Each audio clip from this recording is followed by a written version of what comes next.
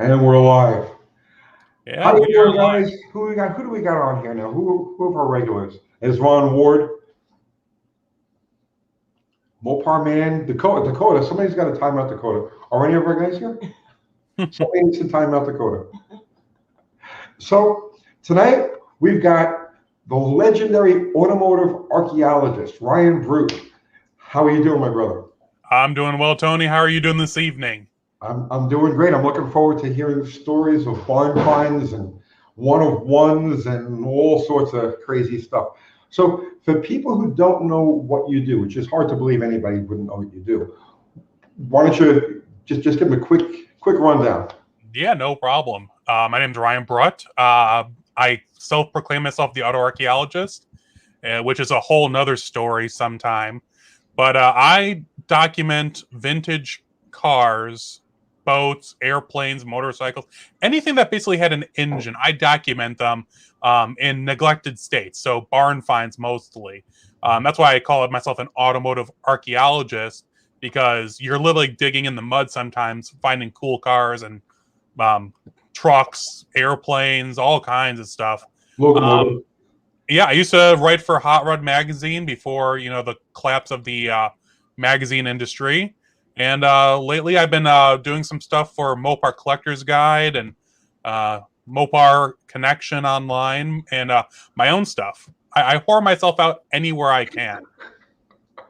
Spoken like a true freelancer. I did Exactly. it for years. Oh, I remember when you used to pop on moparts.com every so often and tell people stories about the old days of you writing out like entire magazines on your kitchen table for like that was due the next day. I mean, absolutely insane. We actually did an entire magazine. It was Neil Van Opry and I, and we did an entire. It was 96 pages, cover to cover, and we sat down. Kathy is my witness here.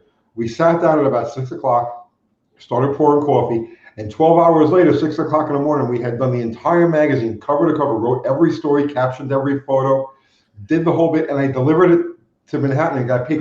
What happened was we had already spent the money. We had gotten an advance on it. The cash was gone. So we had to, it was like do or die, deliver it. So, oh, that's awesome. Yeah, I remember you actually typed all that out on, like I said, on manual typewriter or electric typewriters.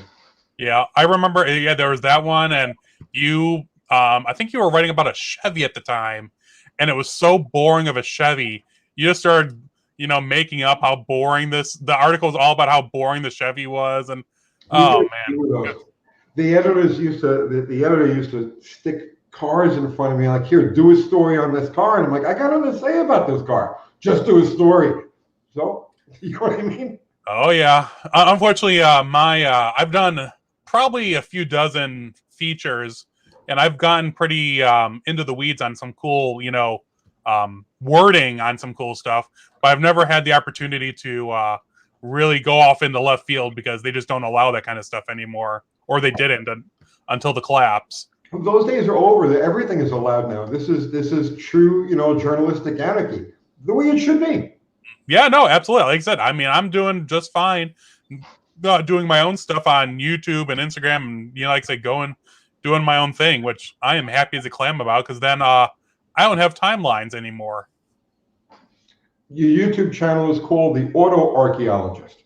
Well, yeah, it's just auto archaeology. Archaeologist. Someone had claimed the auto archaeologist, ironically enough, but there's like no page associated to it. It's just someone's sitting on it. So I had to do the next best thing. Right. Well, I mean, that's the perfect name. Oh yeah, no, absolutely. But it's funny. I was in a chat with some people recently, and I told them my name and all that. They thought it was like automatic, like it was some sort of automatic, like pre-done, auto archaeology. Okay. Like, is it some sort of brush machine or something for archaeology or something? I'm like, no, automotive archaeologist. And they're like, oh, okay, you should really say that. I'm like, damn it, okay. So there's a link to Ryan's YouTube channel where in the description, in the comments, put a link. You guys go over there, subscribe, like, share, hit the bell, whatever, all of the stuff that I don't even know what you do. I should know these things. Just do whatever you think. Share, like, subscribe, yada yada yada. Yada yada yada. But yeah, no, I mean, I started. I have a website, and that's how actually I started a long time ago. Before I was in the magazines, was I had a blog that I used to write about my adventures, and that got the attention of Rob Wolf at Mopar Collector's Guide and Freiberger at Hot Rod and all that, and that's really where I started grassroots, was just typing my stuff up on there and getting noticed because I was the only kid out there. I mean, I was at the time 18. I was in college still, so yeah, I was like 18, and I was finding Superbirds and I remember when SS. we first got started, and that's when I started following you. So when we did the podcast, I was like, oh, we got to get this guy on. And we did that podcast. That was like 2 years ago. Yeah. And well, lots changed since then. Yeah, it has. We have like Yeah, 11, it has. 11 viewers. Now we've got. I remember that very, very clearly. That was just before the rise. I was there at the beginning, and that was great to see. Because man, it's been one heck of a roller coaster to say the least. But yeah, no, I mean, so since that, man, 2 years, we've had, like I said, the collapse of the magazine industry. We had the pandemic, but I'm still out hunting cars even during the pandemic. You just got to be really careful about it. I mean, I'm sure you guys are doing something similar. I mean, to be safe. No, not even a little bit. No. Well, to each their own. But yeah, no, see what I do is I have all my leads, all my stuff's plotted on a online map, so I'm able to easily trace out routes and adventures. And what I would do is I'd go on like Hot Rod Power Tour and hit up 7 or 10 different barn finds. But with no big things going on, with everything closed, I definitely was only able to do probably a dozen barn find leads last year, which they were no small fries, to say the least. And this year has definitely been starting out slow. Usually I go to a few shows and such, but I only did one barn find lead this year so far, and it was a 68 Shelby GT500 KR that came out of the barn. Yeah, first time out of the barn in 30 years. Really? Original white car, but it's red now. Yeah, I had been hunting that car. It's actually really funny. I had been hunting that car since October of last year. A farmer had it. And he's like, yeah, don't worry about it. I'm a farmer. The winter's coming. Just come in the spring. Car hasn't moved in 30 years. And this past weekend, I was like, it's a beautiful weekend. I want to go for a drive. It's only like 2.5, 3 hours away from me. I'll make a weekend or a day out of it. Call him up, and he's like, oh, I forgot to call you. I sold the car last weekend. And I'm like, wait, what? He's like, yeah, some guy came and we were talking Mustangs, and oh yeah. So I told him about my Shelby, and he bought it. He loaded it up that day and took it home. And I'm like, oh my God, give me the guy's number. So I called the new owner. He's like, yeah, I just dropped it off in my garage. You want to come take a look at it before I wash it? I'm like, yes. So I literally booked it. I learned about this Monday. Tuesday morning, I was down there shooting the car. You can still see all the raccoon prints all over the rear window and in the dirt and all that. It was pretty cool. Do you have any idea what it changed hands for?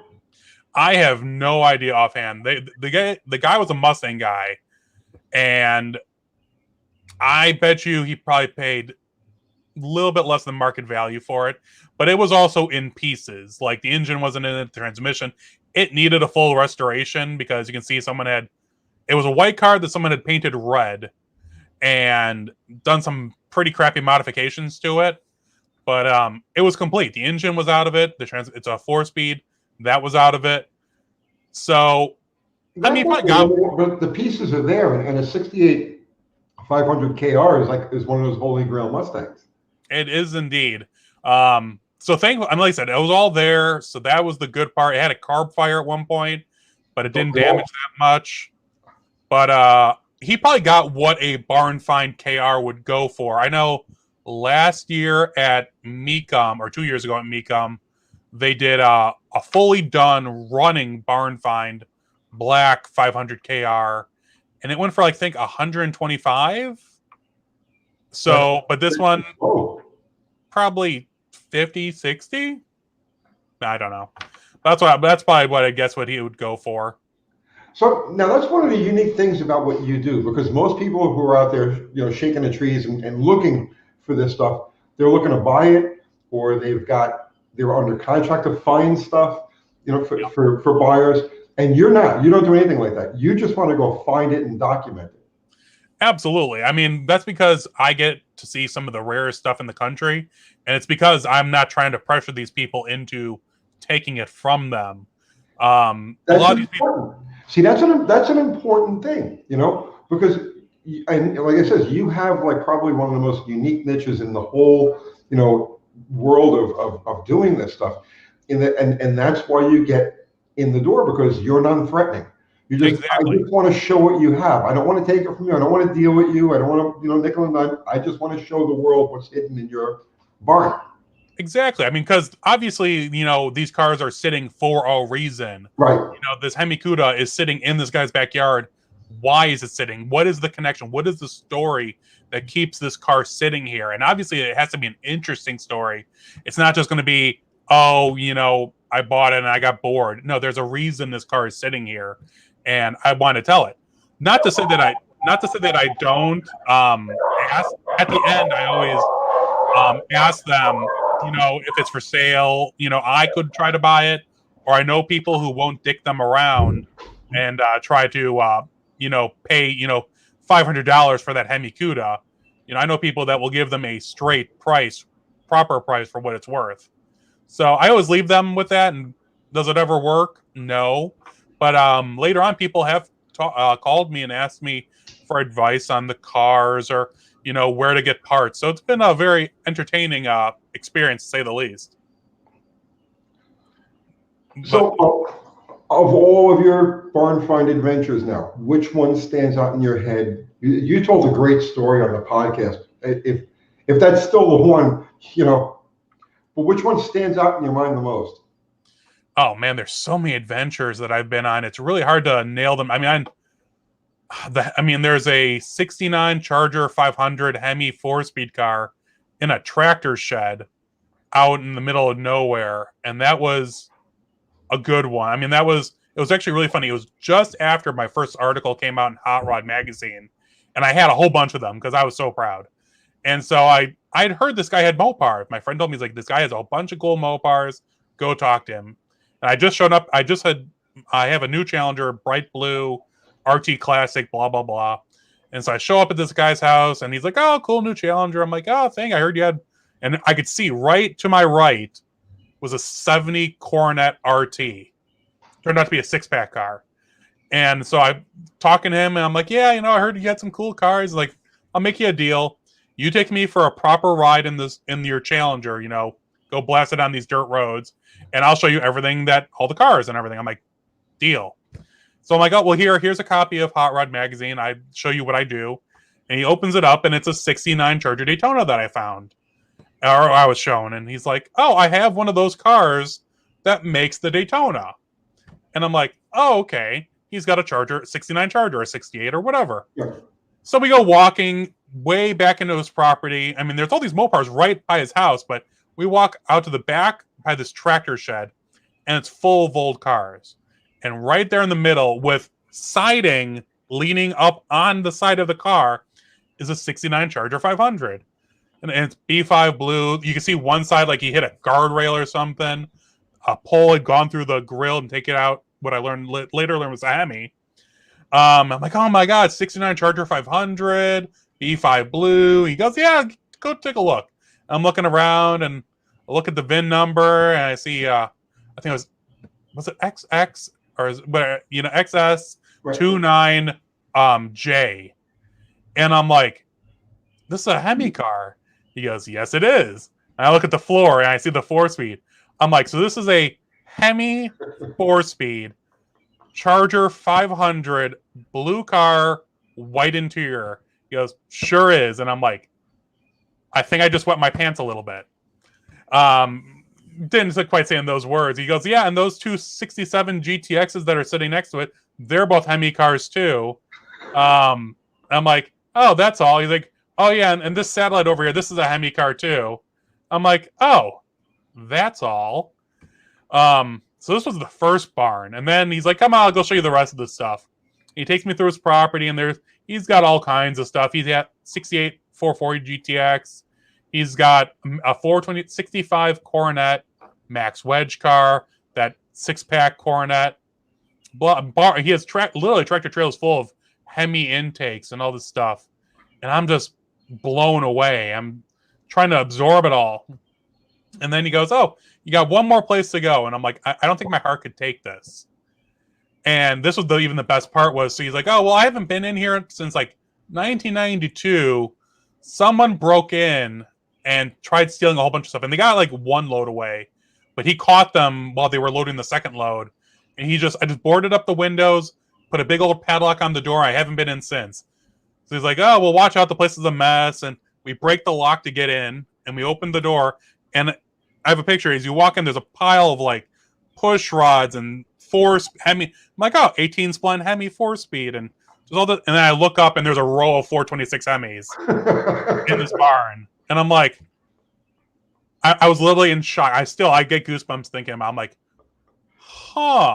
wasn't expecting that.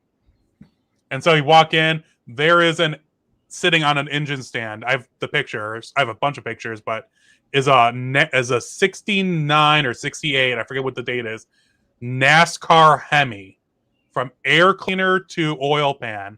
You know, with the custom breathers and all that, with the cowl. Cowl, air cleaner, gas glove intake. Yep, sitting there on an engine stand, and I forgot it was freeze plugs. Something was wire tied so they don't fall out. I think it was the safety wire.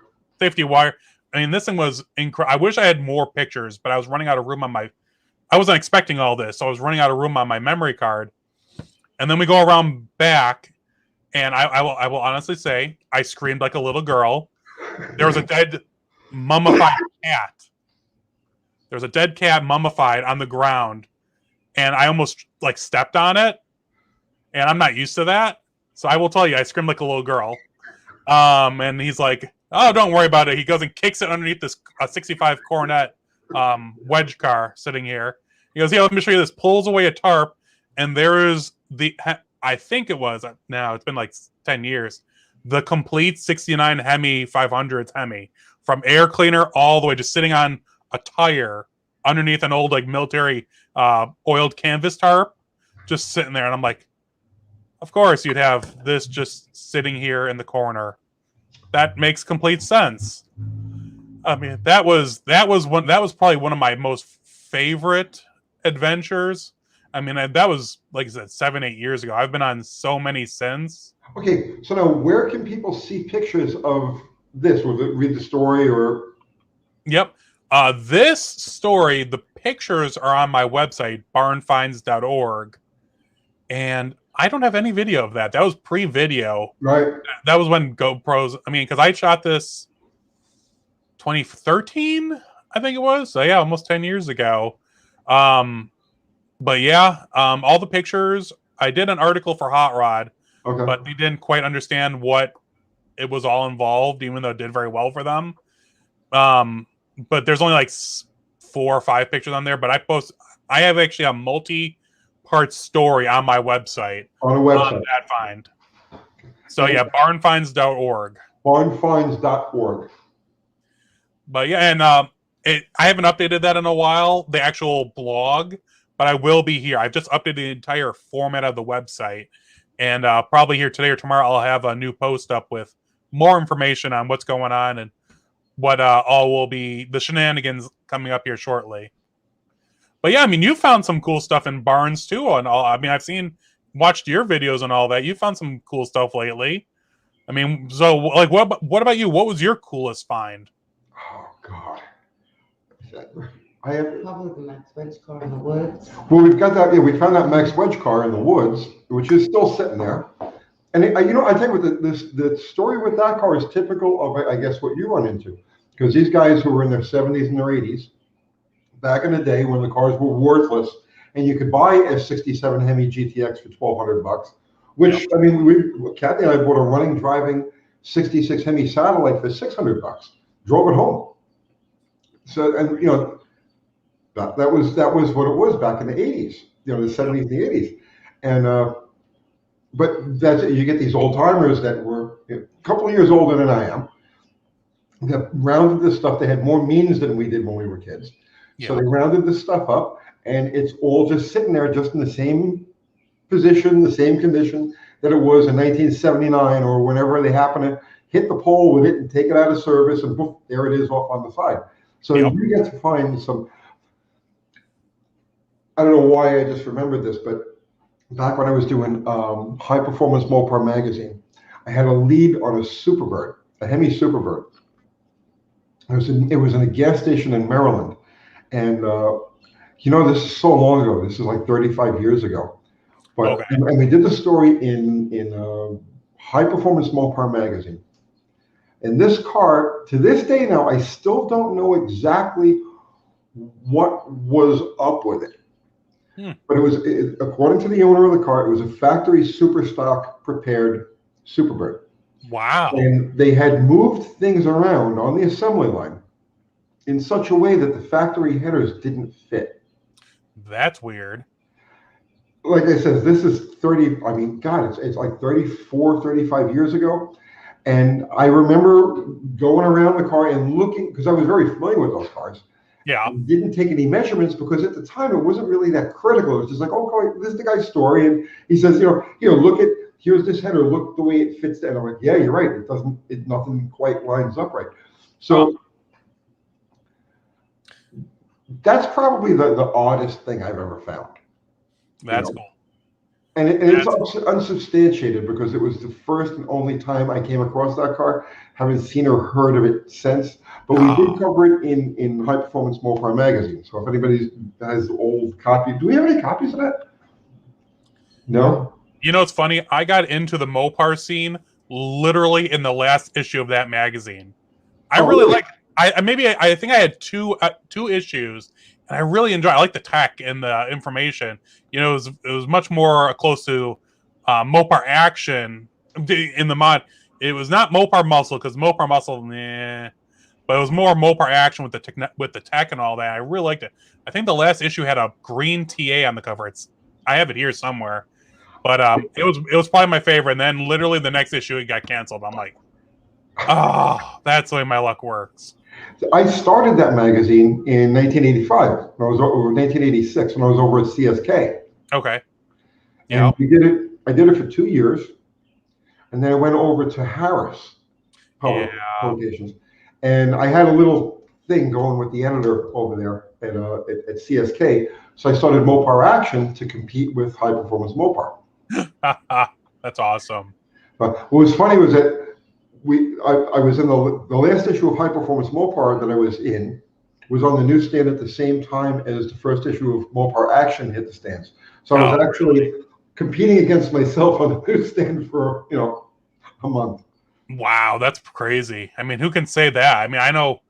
I mean, that's really admirable and cool that you were able to roll that into a new magazine that's just about one of the only Mopar magazines that still exists at this time. It's probably it's the only one that does tech and does real good coverage of events like that.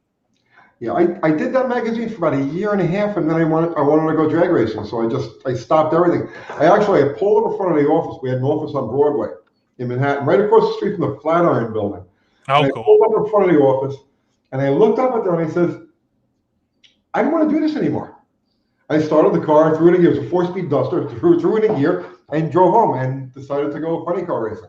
So that's what I did for the next 10 years. Oh, that's awesome, man. Yeah, I mean, that's how it happens. I mean, I know plenty.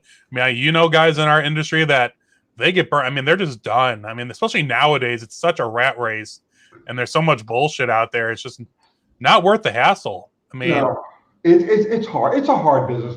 There's a lot of drain to it. There's people don't realize that the mental drain is exhausting.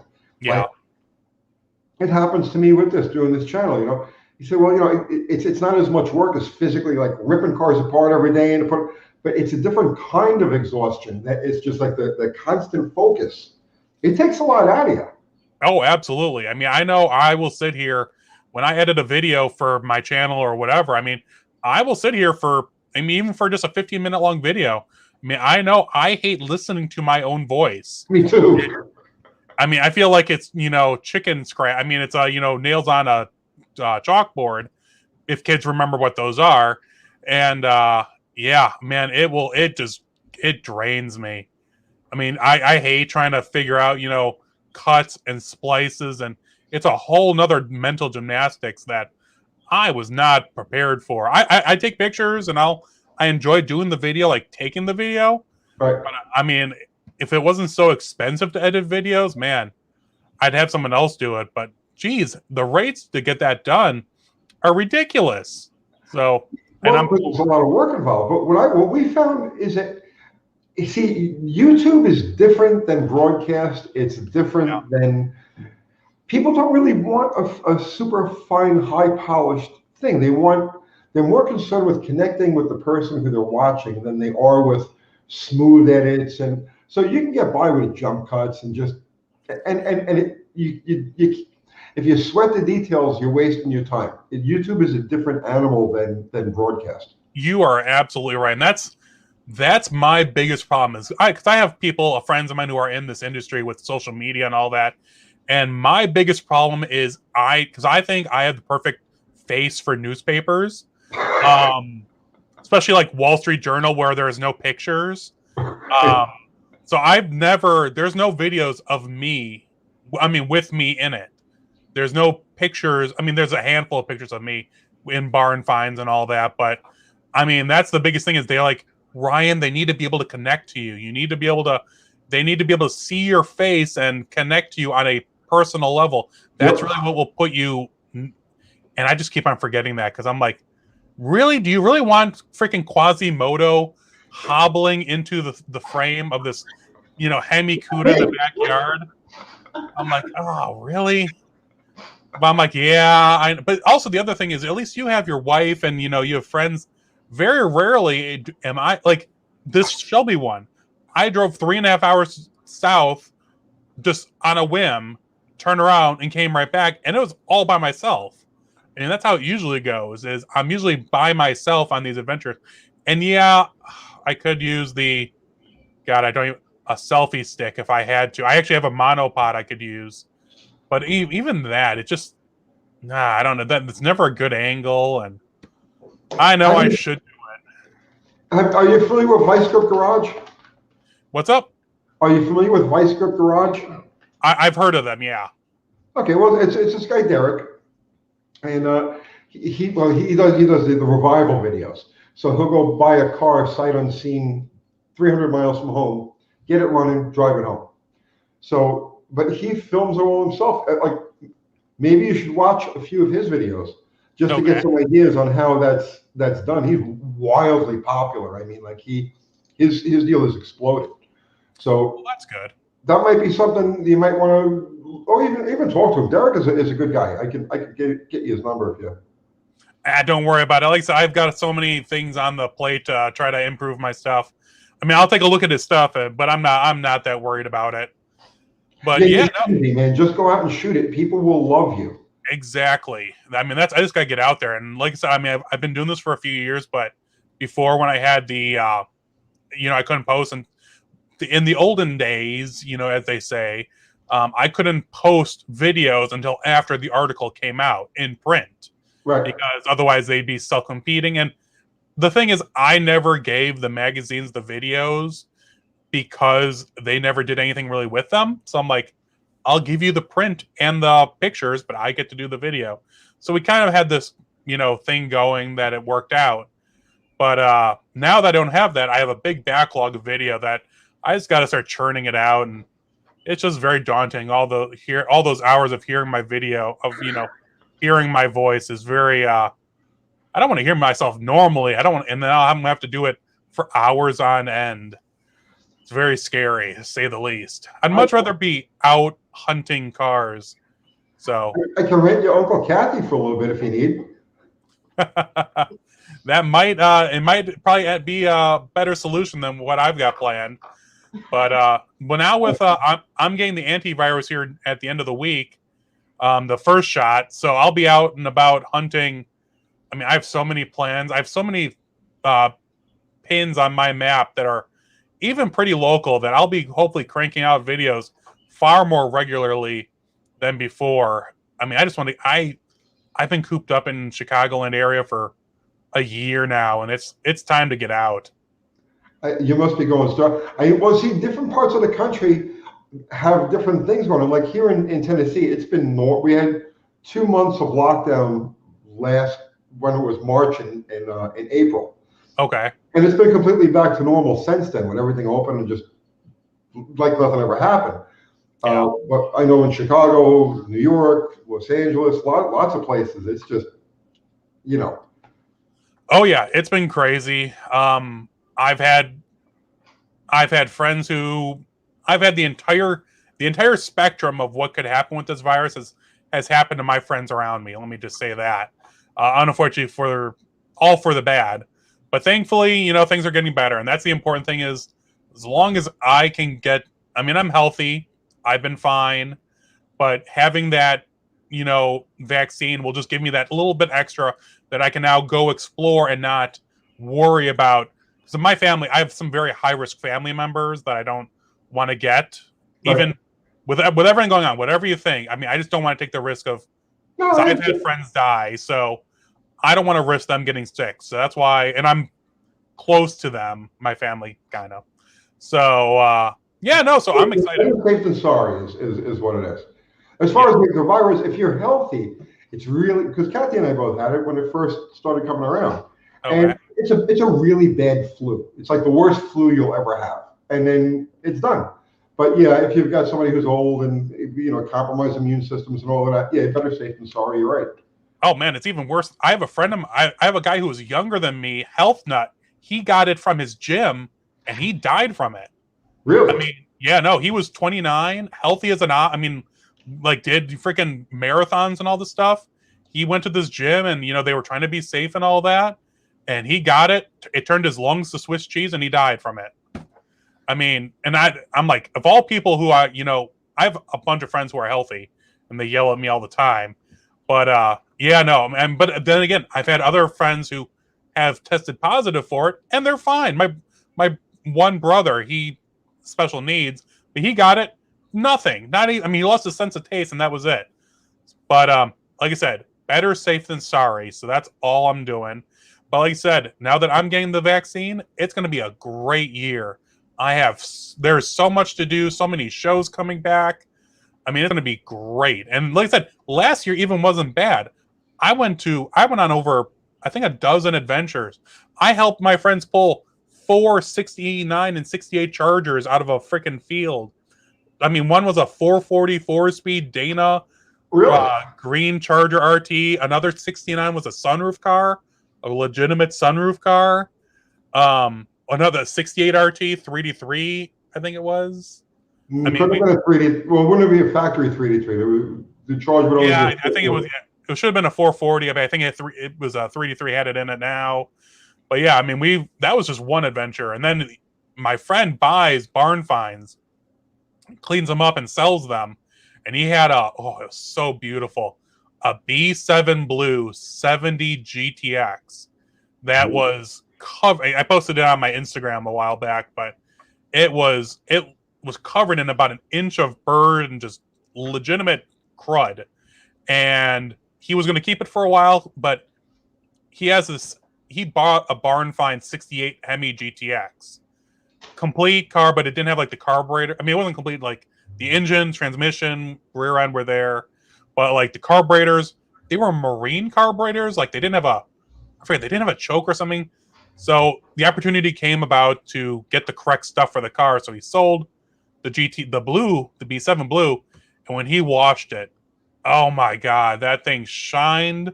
I mean, shone like a freaking new penny. It was beautiful. Did he check the numbers on those carburetors? Because the front carburetor on a street Hemi has no choke. I'm sure he did. I didn't. I'm sure he probably. Well, yeah, I'm sure he would have. He had all the paperwork on it, and I know he needed. I know he needed both carburetors for it. So, I think it had like marine carburetors on it or something. It was some weird setup that it wouldn't run.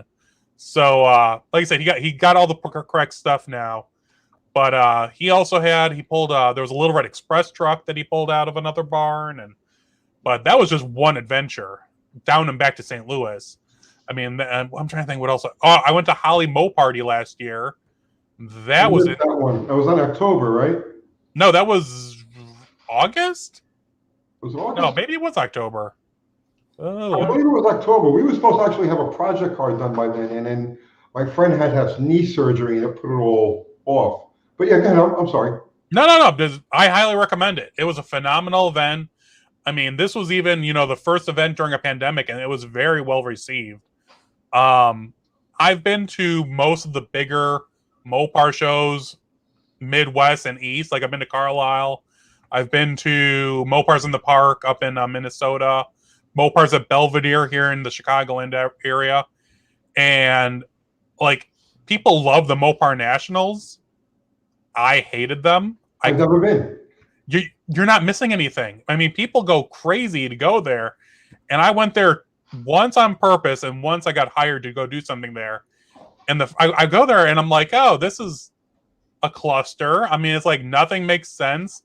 It was right when the new Viper came out. I remember going there, and I rented a golf cart because I'm like, I'm going to shoot stuff for magazine coverage. And so I'm running around on this golf cart shooting stuff, and none of it made sense. I'm like, okay, you literally have to see the entire show to see everything. You can't just like at Carlisle go see the E bodies or the B bodies or the new show. Everything was everywhere. Right everywhere, yeah. And I'm like, okay, so I thought I caught it all. I thought I got everything that I needed to. And so I'm sitting at dinner and like, oh, did you see the new Viper sitting there? I'm like, what do you mean there was a new Viper there? Where was it? It's like, oh, it was over back behind the pits in the other area. I'm like, I thought I drove around that whole place for hours and I completely missed an entire section full of Vipers. But Mopar is the complete opposite. Mopar was phenomenal. It's a beautiful location. I highly recommend it. It has everything. It has something for everything. Everyone. It has. Bowling Green is one of the most beautiful tracks in the country, and it really is. The bleachers, because it's got covered bleachers. If you guys ever get a chance to go to an event, doesn't matter what it is, because they have LS Fest there. They have the Hot Rod Reunion. They have Tri-5 something. Yeah, if you've ever got the opportunity to go to Bowling Green for anything, I'm telling you, I've been to drag strips, right? Bowling Green is special. It's unique. And it's a real throwback because of those covered bleachers. It's like this place was built in the 60s and it was maintained nicely through the whole deal. So it's like a step back in time. Oh, absolutely. And it's even crazier than that. I mean, it really is. Driving in, I mean, there's an actual mini amusement park, but it's not like Six Flags. It's like, I don't know if you got like Kittyland. It's a little old school freaking amusement park, swimming pool and all that. I mean, you drive a tree-lined lane to get there. I mean, like a roller coaster itself. That road, yeah. I mean, my new Challenger is not lowered or anything, and I know I was like, ooh. I could definitely feel that one scrape the belly. Towing over that can be unique also. But yeah, Bowling Green is an awesome place. Do you ever get to Tennessee? Yeah, on occasion. The last year, obviously not. I mean, Kentucky was the closest I'd been to. Most of the time when I'm in Kentucky or in Tennessee, it's Eastern Tennessee. Okay. East of Chattanooga, Memphis. I mean, I know you're over. You're by Memphis, I think, right? No, Nashville. Nashville, okay. I know you and Kevin with Mopar Connection. You guys were close to each other. I couldn't remember if it was one or the other. Yeah, he's up in Hendersonville. Yeah, we're down here in Murfreesboro. But I'm okay from my driveway to the starting line at Bowling Green is exactly 100 miles. Wow, it's just a run straight up. Man. That's awesome, man. I mean, we got Great Lakes Dragway to the north of me by about 60 miles. I love Great Lakes Dragway. Oh, I love Great Lakes too. I haven't been there in about 2 years because they actually have they had a decent Mopar show that became a 2-part Mopar weekend, and I went there forever until recently. Unfortunately, it's the same weekend as Mopar's at the Red Barn over in Michigan at the Gilmore Museum, and I'm now a artist in residence or something like that over there. They took a whole bunch of my pictures and they made a section on it over there. So Nice. it's one of my prerequisites is I go there for some events and sign copies of my books and all that. But if you go and either of them, I mean, Great Lakes, they have a ton of shows. Go there. I used to go on Test and Tunes just on the evenings because it's like $20 to drag race as much as you want. It's phenomenal. I got to tell a quick story. The first time I was at Great Lakes Dragway was, I'm going to say it was 1993, 1994. And we were up there running a fuel altered. We had booked into the Olympics of drag racing. And this is when Broadway Bob still owned the place. Yeah. So I was with my partner, Bob Illigan, and we were running his car. So we left New York, drove straight through, got there. It was about 2:30, 3 o'clock in the morning. So we figured, well, let's just drop the truck, and then, we'll get to a hotel. We're exhausted, we're shot, we're tired, and we're figuring like any place else, middle of the night, nothing's going on. So we pull into the track, and it's lit up like a carnival, okay? Yep. And he's got in the trees. You guys got to see that. You had to see this to believe this, right? In the trees that are alongside the track, spelled out in Christmas lights, it said Broadway Bob's Great Lakes Dragway, right? Yep. In Christmas lights, giant letters, okay? And so we pull in the pitch and we're looking around, and there's this giant bonfire going. There's on like one area, there's a rock band playing over here, and there's monster trucks jumping. And this is all just happening in the pits in the middle of the night, dark 30. Yep. So we pull in and we're like, is this real? And Broadway Bob pulls up on a golf cart, and he's wearing his pajamas. And he pulled out a couple of beers, and he says, guys, make yourselves at home. And that sounds right. This is the coolest place on earth. I will never forget that night. Oh, man. Yeah, they used to. I mean, they still do. They've now expanded the parking area, and they do drift events there now. Oh, yeah? They had to shut down the mud drag racing, unfortunately, because I had something with environmentalists and the Displays River, and I'm not quite sure. They don't like you moving the mud around. I guess. I don't know. I missed. Unfortunately, I still was there when the tower was there for the mud drag races. Now it's gone, but I never saw the mud drag races there. I've seen videos. And yeah, I've seen the pictures of in the back area, I'm sure in the very back where there's still a bunch of trees, there's actually camping on site. Yeah. And that's where you go to party. And it's like I said, Mopar weekend is always an experience, to say the least. It's a lot of fun. If you guys have the opportunity, definitely go to, like I said, what is it? Bowling Green, Great Lakes. Like, I've been to Route 66, and it's like, meh, whatever. I was there for the opening weekend. Oh, yeah. I couldn't connect with the place. There are some drag strips that you get to, and you're like, the energy is here. This is right. You know what I mean? And there's other places that are just sterile, and that's how Route 66 was. I just wanted to finish doing my job and get out of there. Oh, yeah. Cordova is another great place. Have you ever been to Cordova? Yeah, Cordova. That's for sale right now. Is it really? Yeah. But funny thing is, when I was at Hot Rod, the largest I think it got eclipsed since, but in 2018 when we had it, we went to Cordova. It was the largest day of drag week ever for spectators, and it was like a Wednesday afternoon, and I will kid you not, all the stands all the way down, they even have like stands that were cordoned off because they were dangerous. Those were all full. It was ridiculous, and like I said, that was the number one up until I think last or 2 years ago. That was the number one spectators through the gate to see drag week. Well, that's a good one. For people who aren't familiar with Cordova, is on the western corner of Illinois. It's actually Davenport, Iowa is the population center there. And those people are freaks for cars. So yeah, literally like something big happens at Cordova and all of Davenport, Iowa crosses the water and the bridge. Yeah. No, that's a beautiful, beautiful drag strip. Have you ever been to Byron? Sure. Byron, another old school track that I really enjoy, and that one's right on a small river nearby. That one's when they did, but that was the same week of drag week was like Cordova, Byron, Great Lakes. And you I can't think it forget all ended. CPP. Yeah, I think it ended in. Or I think it all came back to St. Louis, or Gateway, whatever they call it now. But yeah, no, man. I mean, that was actually really fun because I actually followed along because I was local. I did it from home, like I would say on the road, but because we were doing these roads that like I've never gone from Byron to Cordova because I'm always either going home or going to Wisconsin. So I got to hit up all these cool finds that I never see because who in the hell goes, this way and down and around and through.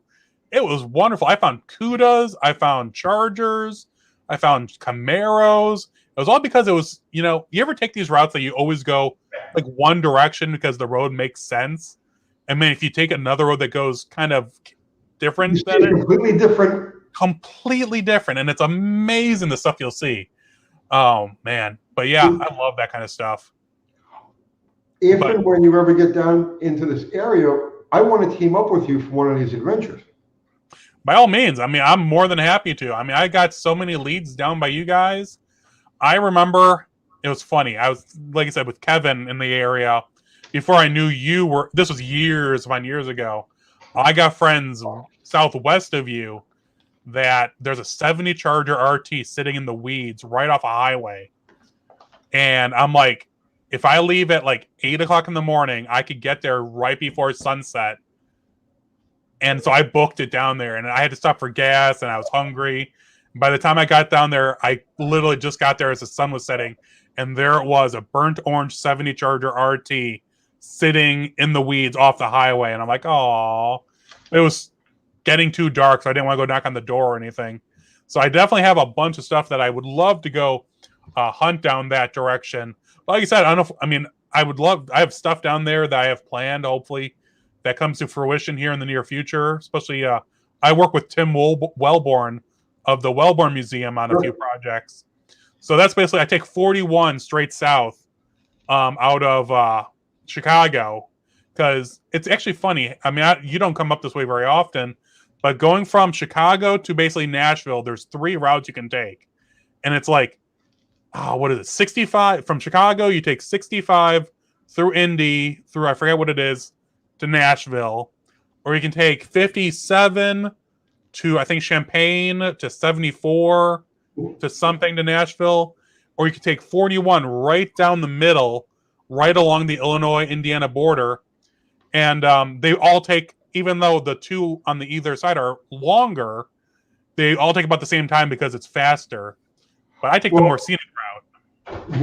I'm literally, I'd say, 3 miles from 41 here. Yeah, that's awesome. The unique thing about Murfreesboro is that we're 30 miles, 25 miles south of Nashville. And Murfreesboro is the middle point between Chicago and Florida. Oh, interesting. Okay, so, I did not know that. Back during the Prohibition days, this was the major run for stuff going to and from. And Al Capone actually kept a place here in the city. Oh, that's cool. And during that era, we have a town square, very old school type of town square. But back in those days, all of the second floors to the stores were all casinos and brothels and all of that. Oh, that's cool. That is really cool. Man, yeah. I mean, like I said, there is so much cool stuff because down by you, things don't get thrown away. I mean, there's no salt on the ground, so stuff's just pushed out back, and just the time to go and hunt it down. I mean, like I said, I have no dignity. I talk to anyone. When I was in Eastern Tennessee this last time, I was heading down to Talladega for the Aero Warrior reunion. And by the way, the best pancakes in the country are in Chattanooga. Pancakes thicker than your thumb. Where? At this place called Aretha Frankenstein's in Chattanooga. Aretha Frankenstein. The best. I will send you pictures. They are the best pancakes. And I'm a fat guy, and my thumb is pretty good size. Thicker than your thumb is each pancake. Are they fried? No, they're not fried. It is. Hold on, I'll see if I can pull it up on my phone. I'll show it up to the camera. But so that's how I usually go. Is I go east, because I have friends in Eastern Tennessee also. One of them just passed away, ironically, from COVID. But he has like barns full of Superbirds, and if you go on my YouTube, you'll see a whole bunch of videos of like old warehouses full of Superbirds and a Daytona and all that. And that was him. But okay, hold on, here we go. Ah, no, not that. But yeah, no. So I mean, I got a friend of mine. So the whole thing was, so I was in Eastern Tennessee, and I had a lead on a car, or actually, I thought was one car, and the guy's like, "Yeah, go to this." Someone told me, go to this location. The guy has Mopars, and I'm like, sounds like my kind of guy. And so I show up, and literally he has a yard full of like, just super. I mean, not. He has a Little Red Express truck. He has 69 Dodge Dart Swinger sitting out in the just off the road in the weeds, and 74 Coronet cop car, just right there, right next to the road. And he's like, "Oh yeah," and we started talking. And he's like, "Oh yeah, go look underneath the awning. Underneath this awning is a '69 GTX." And he's like, "Oh yeah." And I'm like, "Oh okay, that's cool." And then he goes, "Oh yeah, let me show you what's in the barn." Opens up the barn. It's literally full of just random parts. But there's 270 Challenger RTs sitting in the barn. I was like, okay, glad I stopped. Because that was unexpected, to say the least. So so everybody watches, we've all seen American Pickers, and they talk about going freestyling and whatnot. Do you do similar? I have in the past. I mean, like I said, I have no dignity. So even when I was starting out, what I would do is I would just pick a direction and try to hit up as many small towns as possible. And I would just go to either the old parts stores or the local diner and just talk to people. Like if I go to the old parts store, I talk to what I call the old graybeards, right, behind the counter. And I'm like, "Hey, my name's Ryan. This is what I do. I just want to talk to people about old cars. Do you know of anything cool hanging out?" And 99% of the time, they're like, "Oh, yeah, Bob down the road, he had that GTO sitting out in his shed for the longest time. And, I bet you he still has it. Go down here 3 blocks, make a right.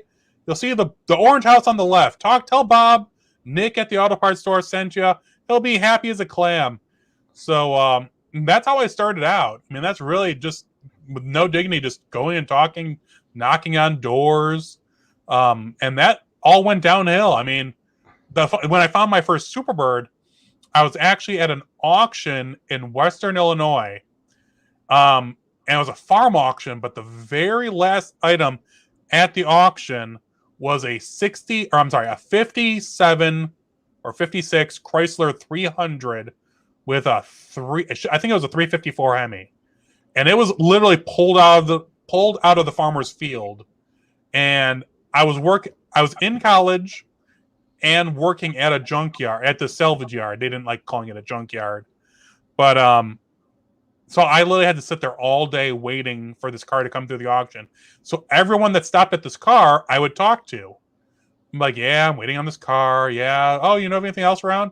And one guy goes, "Yeah, if you're heading back towards blah, blah, blah, make a left, go up this road. Guy has a field full of Mopars." And I'm like, sounds like my kind of guy. Went there, literally just rows of Chargers and GTX. I counted in the end, he had 15 Chargers of different years. I mean, up until like 73, he had 15 Chargers, 20 Roadrunners, and he's a good friend of mine now. But I remember we were walking and talking. So he showed me this 70 Roadrunner Air Grabber 3D3 car just sitting on an old farm track trailer. He goes, "Oh, hey, you want to see the Superbird?" I'm like, "Superbird, you say?" And Mopar people know what a Superbird is, but I'm like, sure. This guy has a freaking Superbird sitting in his barn, and there he is, slid the door open, and there it was, a freaking. It was at the time petty blue, but it's a real legitimate Superbird sitting in the dirt of this freaking barn. And I have friends of mine texting me to say hello to you, so that's funny. All right, so I got a question I got to ask you. I'm sure this is pancakes thicker than my thumb. Oh, damn! Wow, those are pancakes. Yeah. Those look like they're fried because they're not. they're It's not deep fried, but they cover. They do thick lard or butter. I've actually, they gave me the recipe for these. They're not. It's just you got to use an omelet ring on a very slow heat. It's really weird. Trust me, I've never had pancakes like it anywhere else in the country. Next time I'm through Chattanooga, I will definitely look. Wait, so I got to answer the question. Yeah, what's up? All right.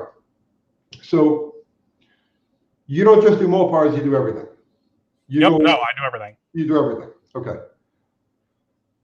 Mopar guys have a reputation as being crazy hoarders. Now, I am one of them, and sure as shit, I am a crazy hoarder.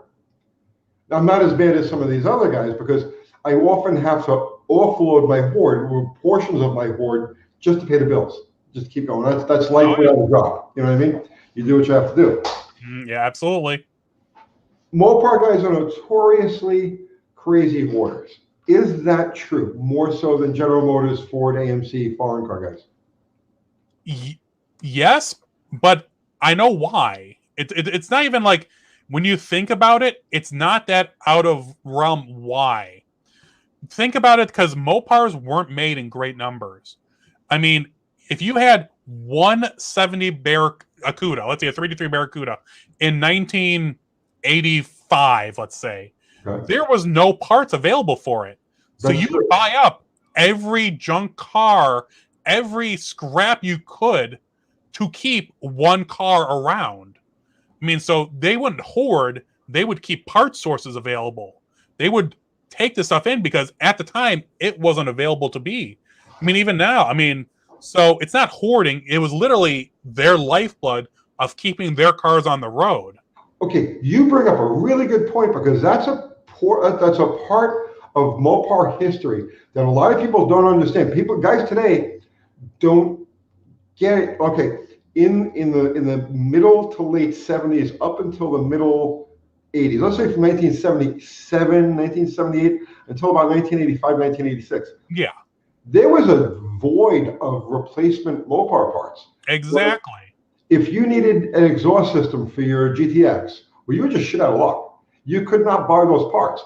Maybe one place would have the left side head pipe, and another place would have the right side, the tail pipe. But to find that whole exhaust system new as a replacement didn't exist. Exactly. You'd have to go to a custom place that would be able to bend it for you, and that was like out of the reach. It was unreasonable to spend back then that kind of money to keep a car like, a $300 or $400 Roadrunner on the road. The exhaust system was as much as the car did. Brake parts, the 4-piston calipers, the Kelsey Hayes brakes. Oh, geez. People are still buying up whole cars to find a good pair of calipers for those. Oh, my God. Can I tell you how many perfectly good, functional, running, clean Mopars went to the junkyard because the caliper locked up and you couldn't get replacement caliper, you couldn't get a replacement rotor, you couldn't get the pads. Oh, yeah. No, you're exactly. I mean, it's not hoarding. I mean, it is. People consider it hoarding now, but back then, like you're saying, I mean, you couldn't find the parts to keep your car. You would need 5 parts cars. Think of the dashes. Think of a 70 Barracuda or a Challenger dash. The soft foam, those things cracked after 5-10 years in the sun. So they cracked after 15 minutes. They were terrible. Yeah. I didn't want to say that, but yeah, you're absolutely right. So no, I mean, absolutely. I mean, same thing. I will say the same thing about AMC guys. They will buy up every AMC thing that they could buy, for good and for bad. But I think AMC guys actually have it easier in some extents because all the AMC products basically exchange with all AMC other product. Like a 258 slant or inline 6 from 1986 will bolt into a Pacer from 1973. I don't know what the number. So I mean, like disc brakes from a Jeep, I think will bolt on to like a Gremlin. I mean, and vice versa within reason. So, but AMC guys, but yeah, people don't understand Ford guys and Chevy guys. I mean, I help run the McCacken show, the Muscle Car and Corvette Nationals, here in Chicago on a very limited basis. I help organize some stuff and I do my barn find display. But we're always talking numbers. Like, we had the most Hemi e-body, legitimate Hemi e-body convertibles in one spot in 2015. And people are like, oh, well, why don't you do the same thing with, LS6 Chevelle convertibles or, even GTO Ram Air 4? Because, like, the LS6 70 Chevelle SS, 4-speed convertible, they made like 5,000 of them. I mean, it's not like, it's apples to oranges in rarity. Or just, so yeah, absolutely. Mopar guys are hoarders, but on purpose. And it's not a hoarder when your stuff is cool. It's beat into it. It's part of our culture. And like I said, the guys who are in it today don't realize how much easier it is to maintain one of these cars today than it was 40 years ago. Absolutely. And people comment on me. I'm sure you get it all the time that Mopar guys are hoarders, and why do they have all these GTXs in a barn, or the Charger guy? Because my friend, he originally another Tony, he had all these Roadrunners and Chargers because he had a few nice ones that he needed to keep going, and so that's what he had to do. And he made that into a business, though, at the time, buying and selling Mopar cars and parts and projects. And when he got out of that business, the cars just hang out and keeping his cars on the road, which I think is phenomenal for me, because then I get to go take pictures of them. But do you notice this? See, because again, you have a unique perspective in that you do all different cars. Do you find a difference? Is there a psychological profile, let's just say, for each of the different makes? Can you stereotype the Mopar guy, the Chevy guy, the Pontiac guy, the Ford guy, the AMC guy? AMC guys are usually a little weird. No, I'm just kidding. Usually when it's in the muscle car realm, it's usually we're all on even footing.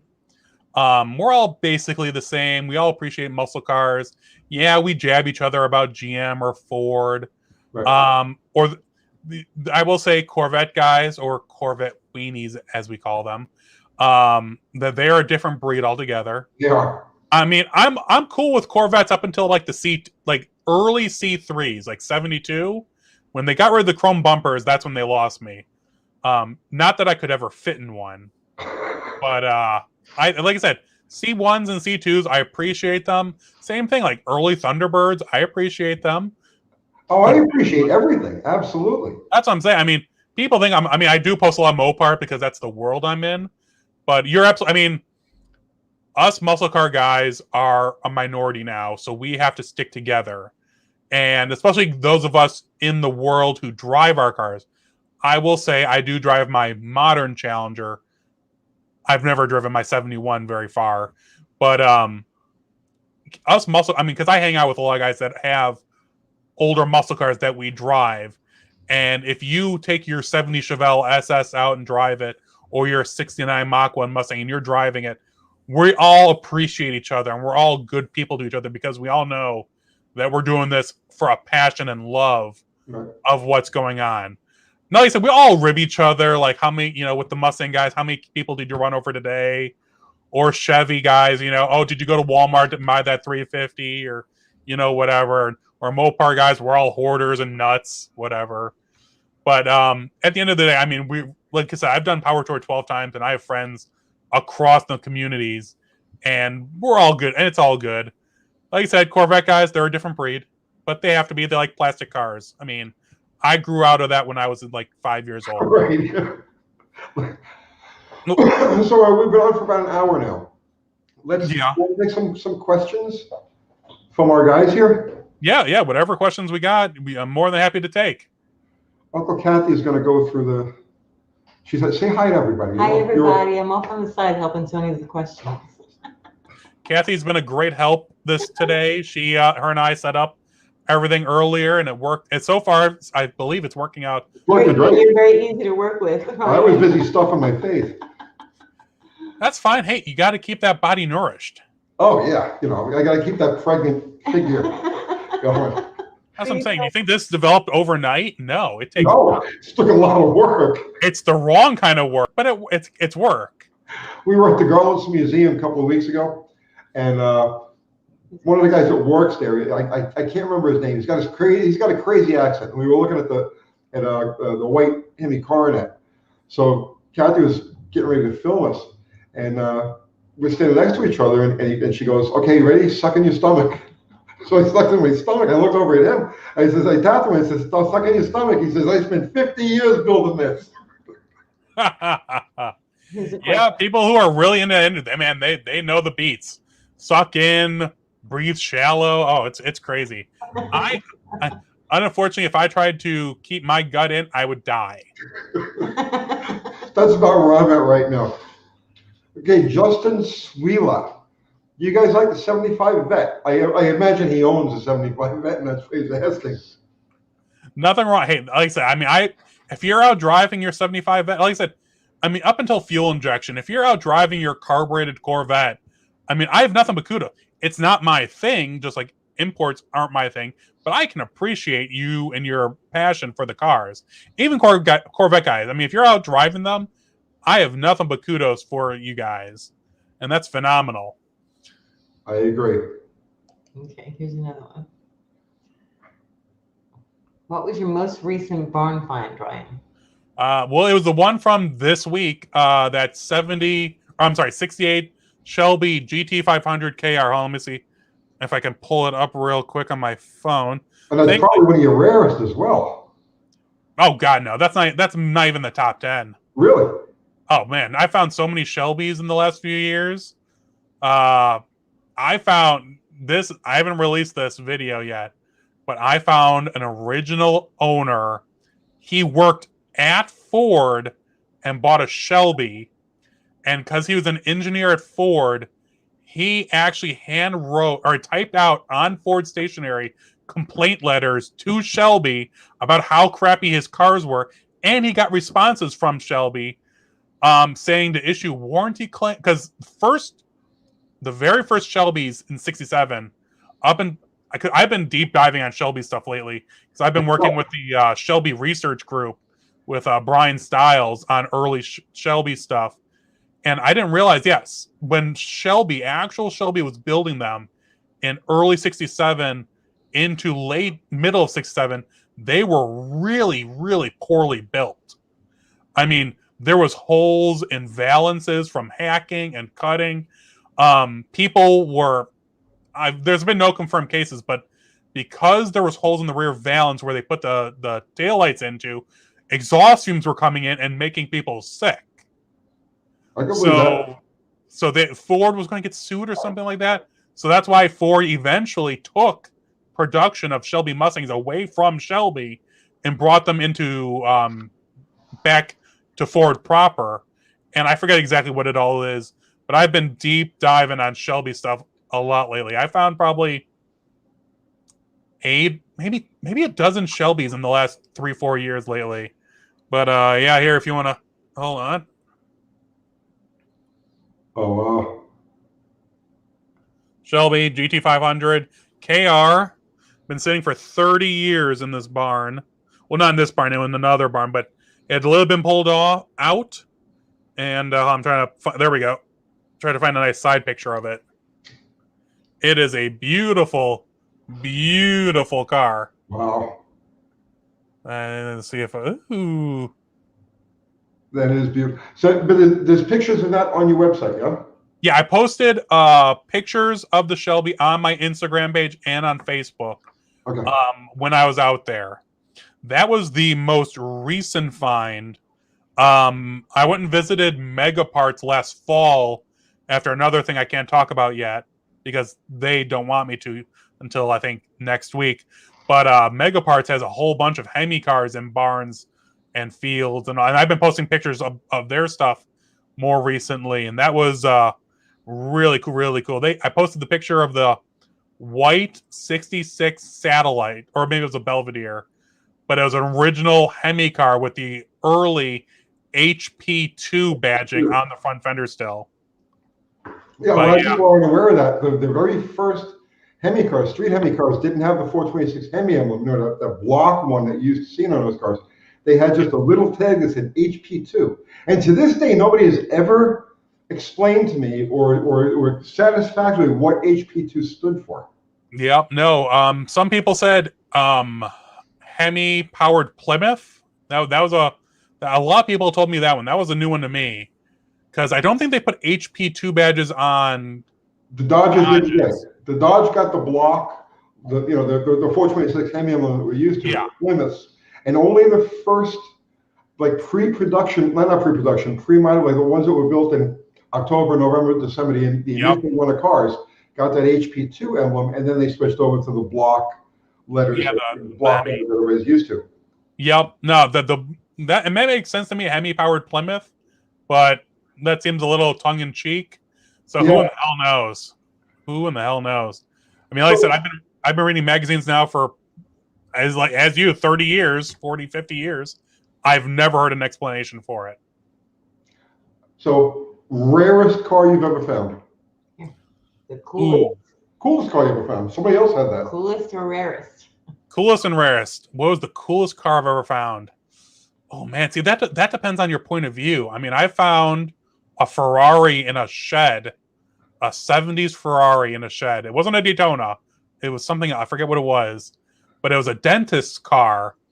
And I have pictures of it, but I'm not allowed to share them until the state clears up the ownership thing.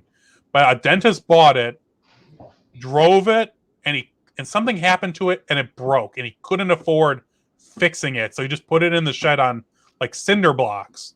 And then he died, but because it was back at his house, his wife lived there, but she didn't want to deal. So it literally had been sitting for like 40 years, and I haven't been back in a few years. Like it's probably still sitting there. Real legitimate red freaking Ferrari. There's a Duesenberg. I found a Duesenberg sitting out in an old barn. That one I heard has been rescued since. That was another one. Actually, it was on property I couldn't get to because I don't trespass.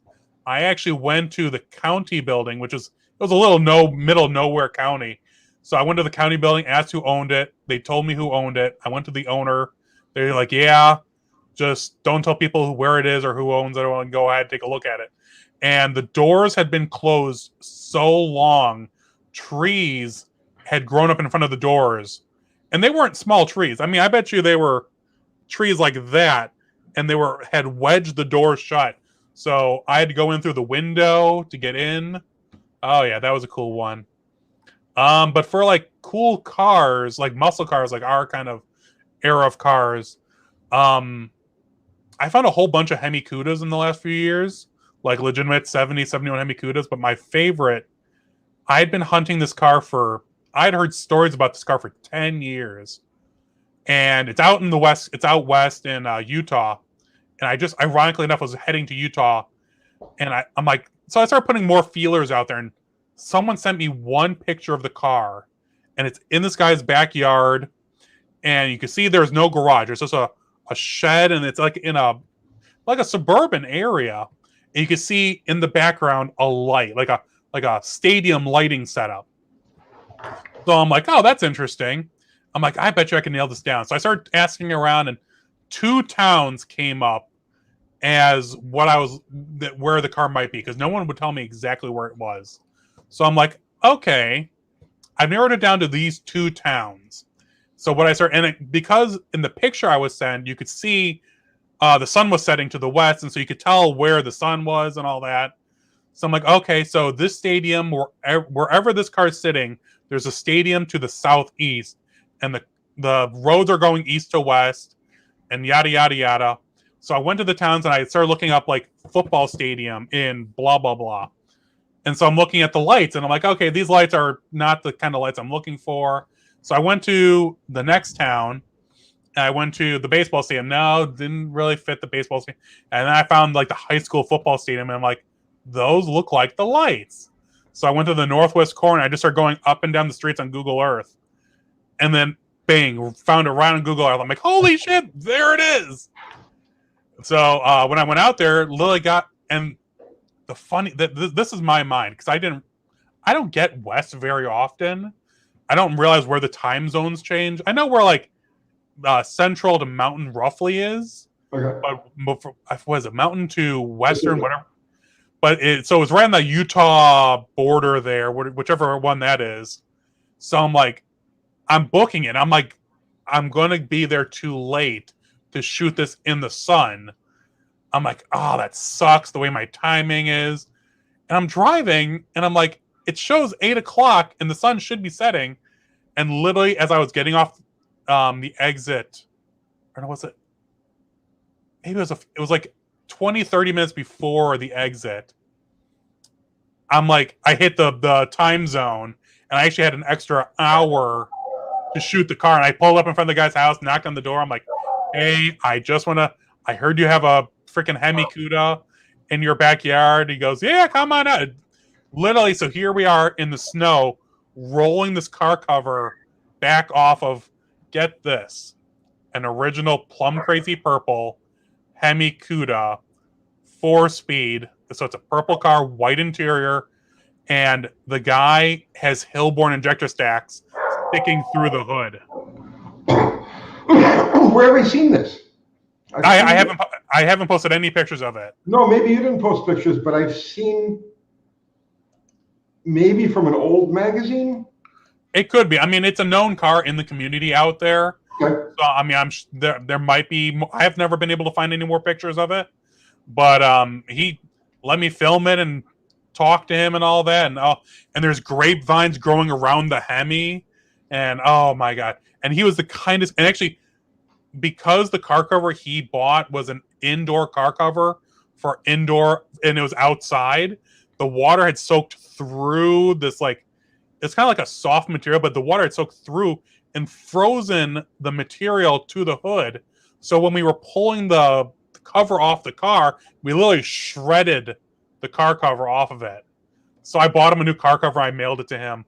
But yeah, I will always forget. It's the Hemi's in it. I mean, hold on, I can pull up the pictures, but it's incredible. I mean, I still get. I mean, it's just like, and it's a 70 Hemi Cuda, plum crazy purple, white interior, and it came out of. Oh, and the funniest fact was, he wasn't trying to. He bought it used. The owner who has it now in like 1973, 74. He was actually looking for a 6-pack Challenger convertible, couldn't find one, so he settled on the Hemi Cuda. I'm like, of course, that was gonna be the title of my article when it was gonna be a cover car and muscle car review. I settled on a Hemi Cuda. I was just gonna say, I settled for a Hemi Cuda. It's like, I mean, that just blows my mind. And he kept it all these years. I mean, it's absolutely still gives me goosebumps thinking about that one. Oh yeah, that was. But that's not even like, Hemi Cudas are rare. But I like the 500 Hemi car. That's probably rarer, being one of like 3 built. Yeah, I mean, I found a whole 76-pack Challenger convertible done up in day 2 paint, sitting in a barn, literally sinking into the mud, with a wall of shaker hoods behind it. The guy collected nothing but Hemi Challengers and Chargers. I mean, Hemi Challengers and Cudas and all this, and there's literally a wall of shaker hoods lining this old barn. Oh, that's one of my. I posted a picture of that a while back for an anniversary, and that was cool. That's one of my favorite pictures. It's a freaking wall of shaker hoods, just mounted on the wall. Okay, that's all.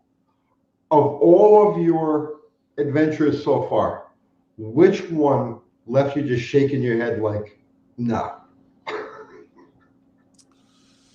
Oh man, there's so many. There's a guy out in Tennessee, ironically enough, and he's a really good guy. He's a friend of mine. He literally has 2 or 3 chicken coops full of 1st and 2nd generation Corvettes. But he's also got a few Mopars. He's got a legitimate 70 Superbird chained to a wood. It's not even in a barn. It's in an old log and wood lean-to. Okay. But it's probably a good 1/4 mile long, but it's freaking lean-to, and the Superbird is literally chained to one of the posts around the wing. I mean, I'm looking at this, I'm like, that just blows my mind. It's a Superbird with, like, I got the picture actually right here. Hold on. And hold on. You can see the chain around the wing and around the post. He's afraid he's going to get away? I guess is high theft area. I'm not quite sure. I mean, and the funny thing is, 3 cars down from that is a 69 Hemi 69 Hemi Roadrunner. And I'm just like, this is insane. I mean, look, I've seen some crazy stuff. My favorite picture I've ever probably taken is a 71 Challenger convertible, and it's a rare one. It was a 3D3 4-barrel automatic dark gunmetal gray, and there's literally a tree growing through the floor. It does a curly Q around the steering wheel and the roof's all gone. I mean, the vinyl's all gone. It goes up around the header panel of the windshield molding and out of the car. And it's a full tree. I mean, it is. I'll try to pull that picture up. That's great. But it's amazing. I found a 70 Hemi Superbird in the rafters of a shop. That was a good one. You walk in and you look up, you're like, huh, that's unexpected. I mean, here, I'll show you the Superbird. Hold on.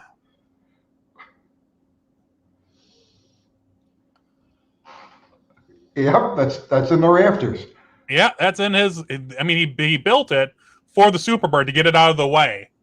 But it's like, huh, that's a new one. But man, I just love it because you never know where these things are gonna. I mean, I found motorcycles in closets before. I mean, I was in a garage in Detroit, and there's a set. My personal favorite, a 71 Cuda 340 sassy grass green car, automatic convertible, sitting in the back of a garage, and we had to trip over an Excelsior motorcycle from 1924, I think, to get to the car. That was a good one.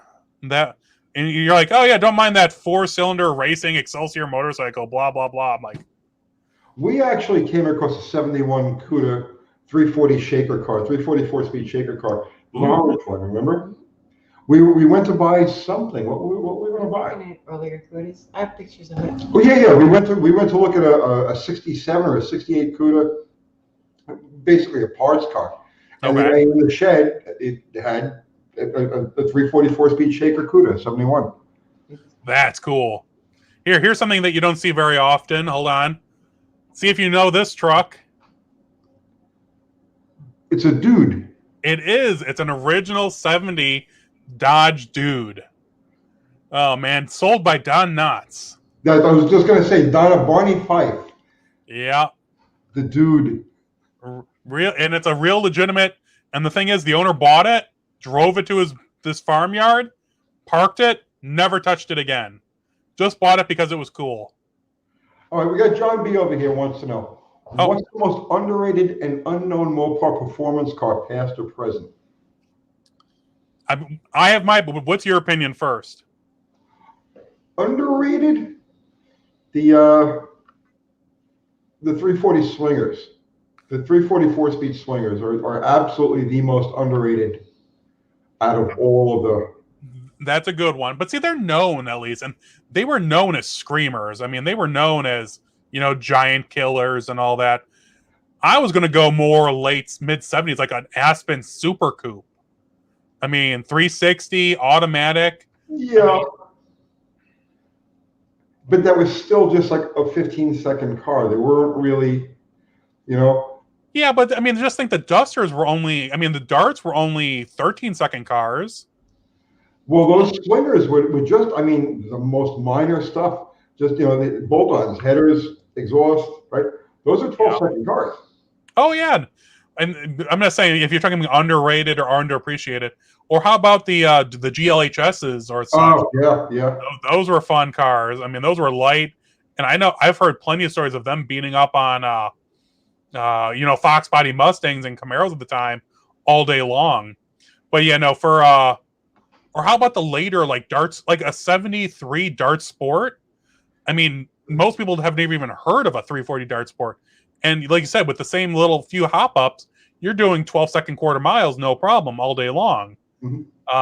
So yeah, A bodies are definitely. Out of the factory cars, the Hemi cars, in my opinion, are all overrated, and the 3D40 and the 3D3 cars are underrated. Yep. Or how about even like a 67 Formula S 3D3 Barracuda or something? You got the big block. I mean, they were 12-second cars roughly. The exhaust is really what killed them in that era because they were so stringent. But yeah, no, man, there's a bunch of just underrated muscle cars out there in the Mopar world. I mean, most of them were underrated up until the first big muscle car boom. I think, what was it? The Superbird was the first Mopar to hit 6 figures, and now look, it's completely flipped. It was probably a Daytona, I think, more than, because the Superbirds are always kind of common. Yeah. No, you're right. Well, I don't, like I said, it was in a magazine like 10 years ago. But yeah, no, I mean, so underrated. Or how about even like 69 Coronet RTs? Everyone knows about Super Bs or Roadrunners. Yeah, the RT is just, they're obscured by everything else, and you wonder why. Well, it was the same thing as a Charger RT, basically, except a little bit upper class. And so, you know, do you want the Dukes of Hazzard car, or do you want this unknown taxi cab? I mean, that's what basically was. People think of 68 Coronets, they think of taxi cabs. I mean, they don't think of, you know, Hemi freaking 68 Coronet RTs. Well, even when you look at the 67 cars, right away, as soon as you see 67, everybody thinks GTX. Yep. And nobody ever thinks RT. Yep, that's true. That's true. Oh, man, that's one of my favorite stories. I found a one owner 67 Hemi GTX in Alabama. Completely. You want to talk about luck? It was completely out of the blue. I found this Hemi GTX. And I'm talking no leads, no nothing. Completely under my own whim. I was coming back from another adventure, and I was going through a small town in Alabama, which had a huge dam in it, like Hoover Dam kind of dam, and it had the oldest or the only remaining Confederate armory building in the country, something like that. And I love history of all kinds, so I'm like, oh, it's a cool little town. I'll drive around and find some cool stuff. And so I'm driving around. I see the dam, and I'm like, oh, that's cool. And I'm driving down this side road, and there's a little shop that said Hot Rods and Rods. And you can see the sign had been there for probably 40 years. It was worn, but the door was open. And I'm like, you know, it's always good to talk to hot rod people. So I pull up in the blue Challenger, park right in front, because the town, unfortunately, was very depressed. It wasn't like there was no one there. So I'm like, I'm not worried. Park the car, walk in. Hey, how's it going? This guy named Rod is there, and he's like, hey, how's it going? Oh, hot rod guy. So we're talking. He goes, oh, you're into Mopars, I see. I'm like, yeah, I'm a Mopar guy. He goes, well, here, do you want to come and see the pallet of 426 Hemi blocks I have out back? And I'm like, wait, what? And we walk around the corner, and there's a pallet of 440s Hemi blocks, just too high, freaking Hemi. And I'm like, holy shit, that's insane. He had a Pro Street, oh, not Comet. What's the Plymouth Arrow? He had a Plymouth Arrow underneath an awning that he was building. And he goes, I told him about what I do, barn finds and all that. He goes, oh, yeah. Well, here, let me take you next door real quick. We walk next door, opens up this door, and there's a blue 67 GTX. And I'm like, oh, that's cool. He goes, take a closer look at it. And I'm like, okay. So I'm looking at it. And you know, GTXs in 67 and I think Coronets, they had the hood emblem. And usually it'd say 440, or if it was a lower class, it'd be 318 or 3D3. But when they had the Hemi, they were red, and they said 426 Hemi, or they said 426. And I look, I'm like, holy shit! I go around the corner, Hemi on the lower fender. I'm like, holy shit! I open the door. There's a big old hole in the floor for the 4-speed, and I'm looking at the door. I'm like, holy shit! It's a Hemi freaking 4-speed, 67 GTX. And the crazier part is he bought it new in Alexander City, which is where the Wellborn Museum is. And Tim Wellborn remembered the car being sold at the dealership because it was down the street from his house. That's crazy. Oh, it was absolutely. And there's a video of me talking to Rod on my YouTube channel of that car. Oh, that was totally random. I mean, literally, if you want to talk about no leads, that was one of the most random finds and of the highest quality I've ever found. Your YouTube channel, because I'm sure we have a whole new crop of people through here now, is Auto Archeologist. Auto Archeology. Auto Archeology. So On YouTube, yeah. We're gonna post a link to that right now, so you guys go over there and subscribe. Let me tell you something, man. You have so many stories, and even just telling the story around a picture or two, right? If you really went hardcore at YouTube, you would explode. You would own this thing. Well, that's what I'm hoping. That's what I'm working at right now. I've been, like I said, I mean, I got lights and all that kind of stuff to try to do better editorial work, just as a little, because like we were talking before that in the videos, I don't show my face because I have the perfect face for newspapers, as they say. Oh, you're fine.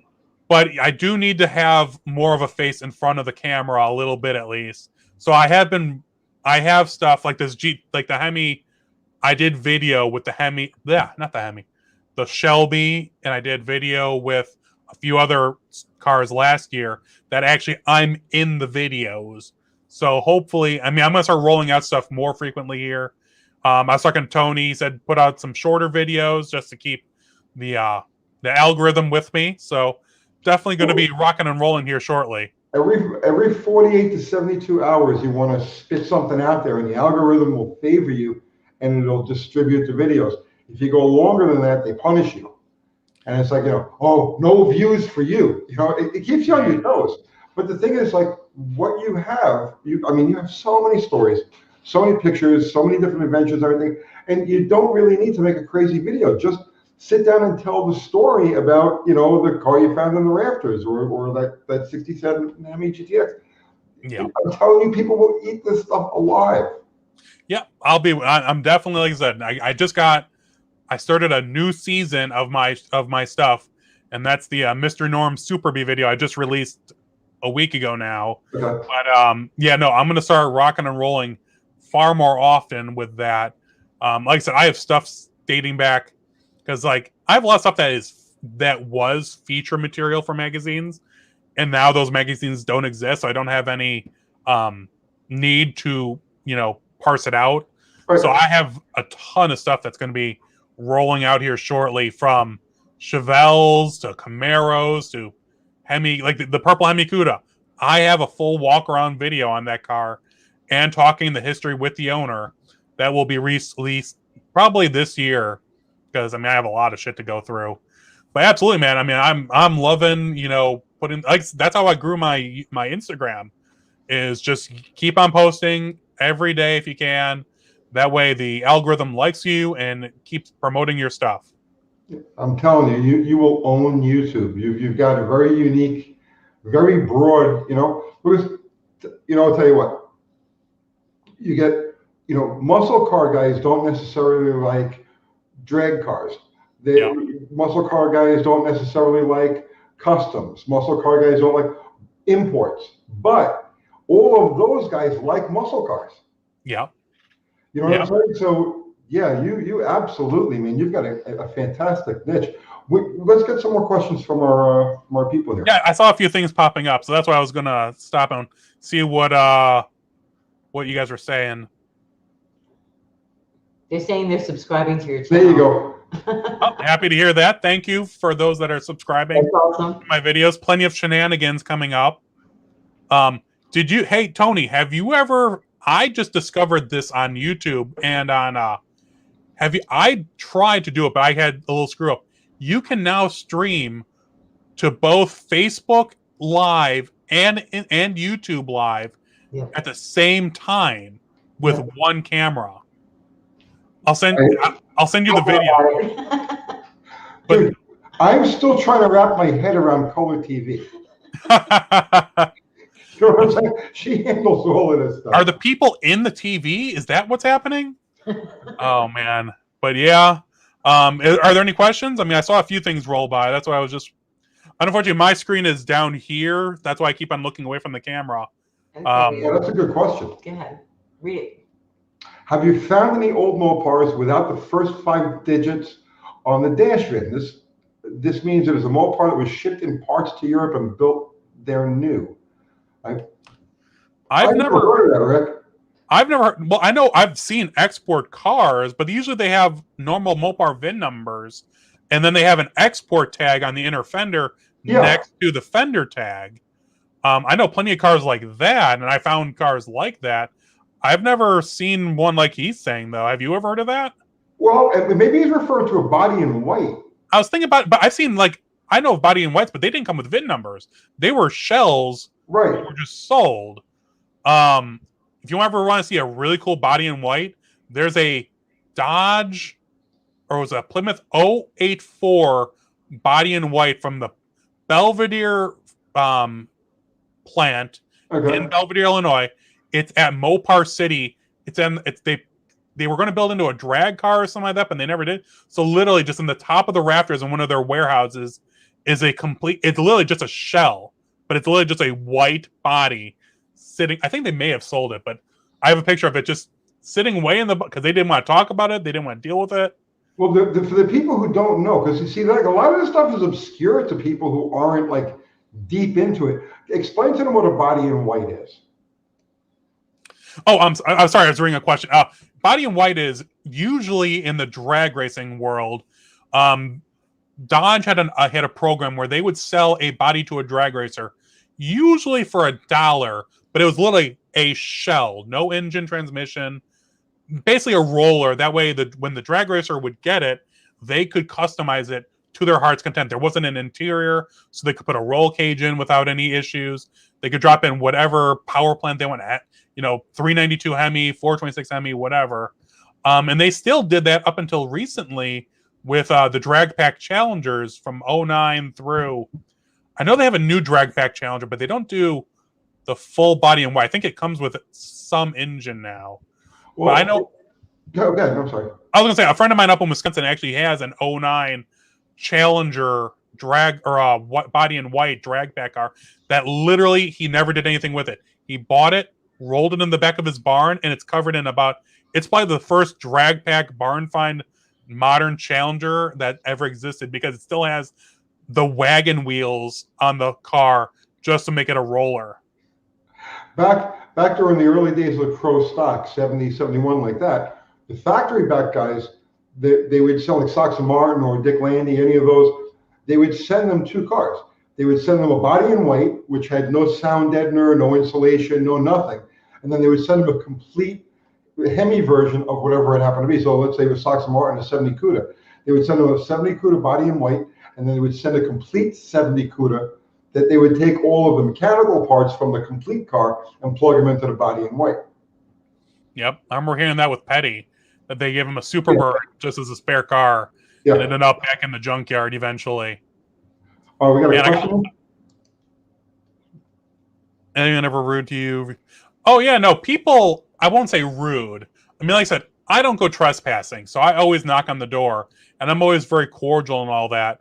But there are definitely people who just, they don't want to talk about it. And that's more, like I said, I've seen so much and I know of so much stuff that if they don't want to talk about it, that's obviously it's their prerogative. It's their car. They can do whatever they want. But, being nice goes a long way. I'm like a freaking big teddy bear. So I'm, you're kind of very disarming person. I try not to, be, I'm a big guy. I mean, not only am I big, width wise, I'm actually 6'2", so I'm pretty tall. But I have had, in all my travels, I've only had one truly bad experience, and it was a gentleman out in Iowa. When I'm part of multiple Mopar communities before Facebook, and I was about to travel through Iowa from point A to point B, which was going to be the Dubuque Mopar show. That was the end of my route. So I was spending 3 days going through Iowa, shooting barn finds and all that. So I posted on a website. I'm like, hey, does anyone know of any Mopar or any cool cars hanging out in this area of Iowa? And some guys are like, yeah, go here. There might be a car. Go here. And some guy, just one little thing. He said, go to this town. There's Mopars. That's all he told me. And I'm like, okay, cool. It's literally on my way to. So I drive out there, and There was no other comments or anything like that. So I go to this town, and like I said, I don't know who the guy is or where he is. I just know in this town there's Mopars. So I stop at the town square. It's like a town of like 50 people. So it's literally a square of, there's the post office, and there's a little square with a flagpole. And there's a guy cutting the lawn near the flagpole. And I'm sitting there on my phone trying to figure out, where to go from here, if there's any updates. And the guys come along and go, hey, I'm like, hey, I'm looking for a guy that has a whole bunch of old Mopars. And he goes, oh, yeah, just turn around, and the guy's right at the end of this road. I'm like, great, sounds good. So I turn around, and I go back the way I came, and he's on the highway. He's actually off it's a county highway, I guess you could say. It's like a X or Y county road. So I park on the side of the county highway, and there's a guy standing in his driveway. And I'm like, okay, this will be either good or bad. I'm like, get out. I'm like, hey, how's it going? My name's Ryan. I heard you had some cool Mopars. I was wondering if I could talk to you about them. I don't want to buy them. I just want to take pictures and talk and blah, blah. And I'm not going to swear. But he goes, I know who the F you are and how you're ruining the effing Mopar hobby. I'm like, wow, this is not going the way I was thinking. So then he just starts ranting and raving at me for a good 45 minutes. And I'm trying to defend myself. I'm like, his explanation is, one time, 12 years ago, one of my pictures had in the background the address of the guy's shop next door. And someone was able to find some of the barn finds or this yard find, or at least get near to where the cars were. And he's just like, you post stuff online all the time, and you're ruining the hobby. These cars are for the locals. They're not for that's not for people to know in public. People, all this stuff, just loading it on me. And I'm like, I try to keep it secret. The one time, 12 years ago, I accidentally let one address slip out. It was removed within a freaking 30 minutes when I figured out what was going on. But he just started ranting and raving. And I'm like, trying to be nice. And then his wife comes out. And she starts ranting and raving at me. Oh, yeah, you're a bad influence on the car community, the car hobby. Oh, I'm like, wow, you guys are totally on the same page. I get it. And she's like, and so we're talking in his driveway. And she's like, fine, you know what? I'm going to call the cops on you. You're trespassing and all this stuff. And I'm like, ma'am, I'm trying to be, respectful and nice. But I'm on the lean of the median of the highway right now. It's their driveway, but it's actually, I was standing on the little before the sidewalk. So I'm like, ma'am, I haven't trespassed. I've just been talking to you. I tried to be, respectful. I'm sorry that you don't feel this way. And you know what? I'm going to get going. Here's my business card. So you have all my information. You know where I live. You have my phone number, email, all this stuff. And I get in my car and I drive away. I thought that would be it. I'm like, you know what? I can't believe I just took a freaking hour of abuse from these people for no reason. So I get to my hotel room and my phone rings. And it's like Iowa State Police. And I'm like, oh, this is going to be interesting. So I pick up the phone. Hi. He's like, yeah, this is Sheriff blah, blah, blah with the Iowa, I think it was State Police or whatever it was, County Police. He's like, were you at blah, blah, blah's house? And I'm like, and the whole time that he was yelling at me, he never even told me his name. So I don't even know who in the hell he was until this cop told me. And I'm like, I met a lot of people today. Which one? He's like, were you at blah, blah, blah town? I'm like, oh, yeah, yeah. Oh, you're talking about, oh. I'm like, yeah, I was there. And he goes, yeah, well, the owner has issued was it a order of protection against you? If you come on his property or whatever, you can be shot at or arrested, something like that. And I'm like, yeah, I know. He yelled at me. I never trespassed. I was just talking to him, trying to talk to him as a car guy. And the cop, the officer, the sheriff goes, I could hear him over the phone. He sighed. He went, yes, sir. He talked to me too for a half an hour. I'm like, I'm so sorry. Trust me, I have no desire to go back to this guy's property or whatever. Trust me, not going to be a problem. He's like, okay, well, thank you. I apologize for having to do this, but he did file a formal complaint, blah, blah, blah. And I thought that was the end of it. You would think. I thought. So I'm now, the next day was the first day of the Dubuque Mopar show. It used to be a 2-day, well, it kind of still is a 2-day Mopar show out in Dubuque, Iowa. So I'm at the show talking to people for 2 days. We're BS and, talking barn finds and friends and food. And so I don't get home till like Monday night. And all of a sudden, all these messages are in my email. And all of these messages were on forums that I was part of. Like, did you see what this guy's talking about you? I'm like, what the hell are you talking about? I finally found it over on DodgeCharger.com. This guy posted it would have been, if it was the real world, 2-page rant about me on DodgeCharger.com. And I'm reading through it, and it's just complete wackadoodle off and left field kind of stuff. And because I hadn't been around for like 3 days, I hadn't had a chance to, respond. So there was people like ganging up on me like, yeah, I know what he does is creepy. Showing up at random people's houses talking to them. So then I responded with a nice, tact. I don't want to fight on his level. So I took the high road and was very tactful and sincere. I told my point of view and my side of the story. And then he disappeared. I mean, he never responded. So it's like, okay, well, I guess I won. But every now and then, whenever I post on that forum, he'll pop up just randomly just to poke at me. And it just drives me up the freaking wall. Well, but that is the worst I've ever had. And no one's pulled a gun on me. No one's, been actively like spit in my face or anything like that. But that is the worst experience I've had. Well, let me prepare you for something. Oh, boy. Yeah. If you do, and you will, when you start actually gaining traction on YouTube and getting that following and the views, you're going to meet a whole new group of people. Oh, I already get. Oh, trust me, I'm just talking real world. If you want to talk about the trolls on the internet, my Instagram and Facebook, and oh my god, it's weird. I don't know if you've had this. Facebook is bad, but it's not that bad. I can kind of deal with that. YouTube is a whole nother level for comments.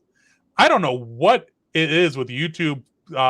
There's wonderful people they want to be knowledgeable and they want to learn, but man, the trolls that come out are vicious. Dude. I mean, I'll agree. I mean, I don't have the greatest voice and all that, but this guy sounds like he's a freaking pig in a mud pit. I can't believe this guy's, putting the stuff on YouTube. It sounds like he's breathing through an inhaler. I'm like, wow.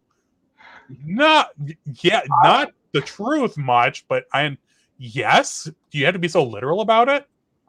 Ryan, I have this one thing done, right? He has a channel, literally. There's 400 videos on the channel. They're all about me. Wow. That's a good one. He makes a new video like every day about me. Wow. See, but that becomes entertainment then. And you're like, wow, this guy really, he's putting energy into this. That's good though. That's just making, like you said, no there's no bad show business. There's no bad publicity. Just make sure. Yeah, there's no bad publicity. I mean, exactly. That's just whatever you want. Just spell my name right. Exactly. At least put the link to my website in there for you to at least go to the right place. Oh man, yeah. That's a super troll. But what I've noticed, and you probably see the same thing, right? When you get like the regular trolls, the normal trolls, almost universally, you can like, okay, I can glance at a comment and know if it's from a troll without actually reading it, because there's never any capitalization, there's never any punctuation. It's just like a long run-on sentence. I call those streams of thought comments, because it's like they literally are just typing out whatever they're thinking, and you don't have any punctuation or capital. It's just blah blah blah blah blah, and then they hit the send button. I'm like, I mean, like I said, it's these kids who are or these adults who have no life and just want to be mean. I mean, like I said, I don't care. I mean, like I said, that's why I don't usually show my face, because I don't need that level of, ridicule, but I'll deal with it now because that's the way to grow the channel. But yeah, oh my God. I will say I have made a lot of enemies with my pictures, though, on the internet. not because I post them, but because people steal them, and then they'll either cut out my watermark, and then they'll post them on other forums claiming it as their own or such. I've seen Oh that. man, I have a following in Australia. They would rake me over the. They were stealing so many of my pictures and then re-watermarking them as their own, and then I got one guy banned from Facebook because he had done it so often. He was so rude to me. And so he started a Facebook page for all of his Australian friends that was like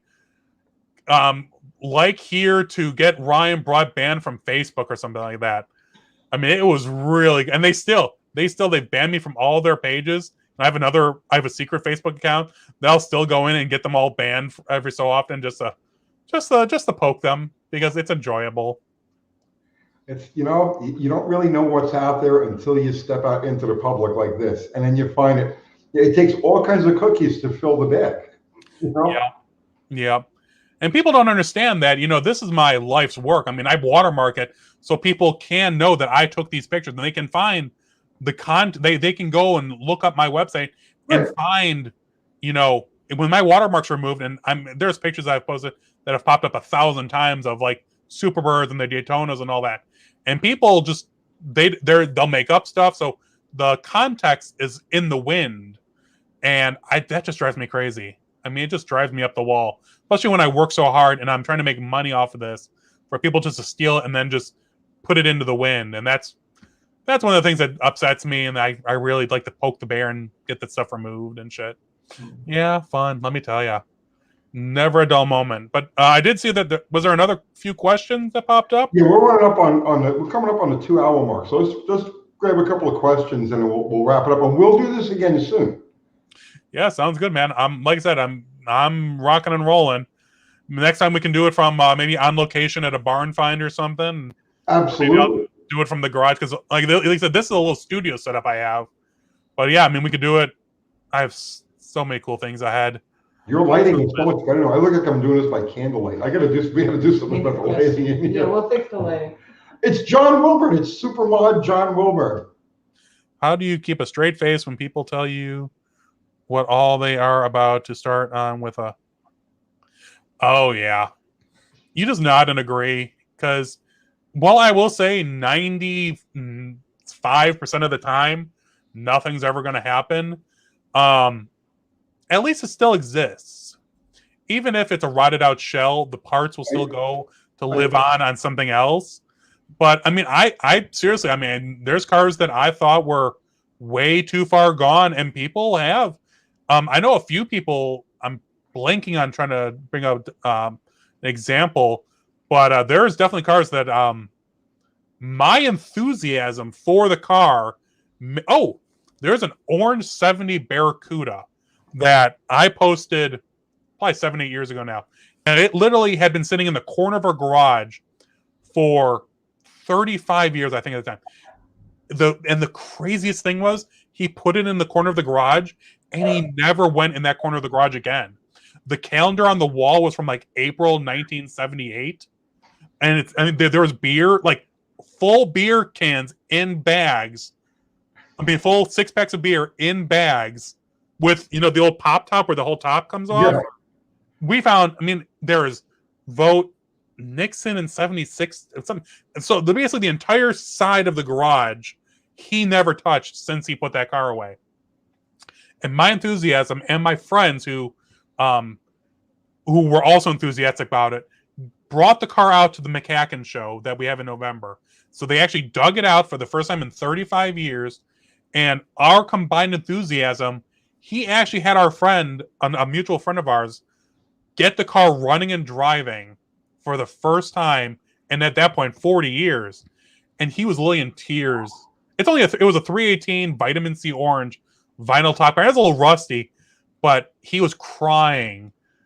Seeing this, and we have video of this thing driving down the road. Oh, it gives me goosebumps. But like I said, that's one side of the spectrum. The other side is I know of plenty of cars that have been parted out because the owner never did anything with it, and it's that Daytona, the original owner Daytona, wonderful people. I love them. They are my friends. Will they ever do anything with it? I hope they do. I've been to that house 10 times. 10 times in the last 10 years, and it's never moved. And it's just, there's a picture I posted it a while back of moss growing out of the trunk clip of the Daytona. Oh, breaks my heart. I mean, it's breaks my heart. On the barrel Cuda? No, that was before my time. Was it? And that was up in Canada. Oh, okay. How long have I been doing barn finds? I have been seriously doing it, like seriously, for probably 10 years now. But I've been doing it as a hobby for probably 15, maybe 20 years. I think I was 18 when I started. So yeah, I'm about 20 years, just about. But at least I've only really been kicking it in a high gear in the last 10 years, especially when I was working for the magazine and I had a little bit of magazine money. That really kicked into high gear. So the cliche story, right? When you find, and you know the cliche story, right? Which one? I'm going to restore it someday. No. The story. The family's son bought the car, went to Vietnam, never came home, and it said in that. Have you come across that one? I have. I've actually come across that more times than I can count. And it's not exactly Vietnam, but yeah, no, I know. 69 Camaro RS SS sitting in a 2-car garage, and that's exactly, the son bought it used at the time, but fixed it, raced it, went to Vietnam, never came back. Car just sits. It's been sitting on, and it was in good shape. Like, in theory, you could probably get the car running in a weekend. It was in a nice garage. I mean, but that's just one example. Right. I found darts and dusters, and it's not, I mean, it is cliche. I remember a friend of mine in high school, right as we were getting into this barn find thing, before I had like digital, my cameras and all that, he was in Kentucky on a family vacation, and in the paper was an ad for a 68 Ford. And that's all it was. It was, one of those, it wasn't even like, it was a paper ad. I'm like, oh, let's go see what this 68 Ford is. So they go out there, I think it's a Galaxy or something, and they're Ford people. So like, even if it's a Ford pickup truck, I'm sure it has, whatever, 460. We'll buy it for 500, whatever it was, get it home, we'll part it out, we'll still make our money back. And in the back of this barn, he told me, back of the barn in the hay, in one of these hay stalls, was a 68 Shelby GT500. And same thing, the son had bought it. I think it was new. And he had died in Vietnam. So the father had used it as a farm vehicle because it had the 428 Cobra. No, it was the pre-Cobra. So it was the police special interceptor. But he had a tow hitch on it. So all they did was use it to tow around like hay wagons and shit. And so they just used it. And then something happened and it just it died. They pushed it back in the hay stall. And the father had passed away recently, and they were selling the farm. And that's why the Shelby was for sale. And they didn't pay $500. They paid more than that because they didn't want to be rude to the lady. But they got a deal on a real legitimate 68 Shelby GT500. And I mean, it was what's the gold? Aztec gold, I think it is, in 68. But yeah. So I mean, there's definitely those stories out there. It's sad, but it is a reality of our world. And more of those cars are coming out of the woodwork because now their parents are dying off, or even their children are getting older now. So that stuff's coming out more and more, and it's really good and bad to see. That's the thing. Sometimes I have a hard time wrapping my head around, because like I daily drive these cars. The newest thing I own is 1978. So it's often hard for me to wrap my head around the fact that they're 50 years old and better. And the people who bought, if you bought this car new, if you were 30 years old in 1970, you're 81. Yep. Isn't that crazy? Well, like you said, when you personally think of 20 years ago, what do you think of? What decade comes to your mind? The 70s. Exactly. For me, it's the 90s. Right. I mean, for me, it's the 1980s because I was born in the 80s. But it's not. I'm 36 years or 37 years old. 20 years ago was 2000. I mean, it's No, but see, blows my mind. 20 years ago, I'm 50. I'll be 59 soon. But for me, 20 years ago is really almost 40 years ago or 40 years ago, because like I know just for some, and I do that. I mean, I live in the past because I've tried living in the present, you know, and I'm not crazy about the present. There's really nothing here for me. Yeah, no, I know friends of mine that are just like that. And you know what? I do worry about the technology of like, I drive a new, it's 10 years old now, but I drive a 2009 Challenger. It has 230,000 miles on it right now. And I'm sure the engine and transmission will last. I have no problem with that Hemi. None whatsoever. It doesn't burn a lick of oil, doesn't tick. I've been very fortunate with it. But I'm worried about the electronics. I mean, the craziest thing. In my car, it had a push button start. And at about 60,000 miles, it stopped working.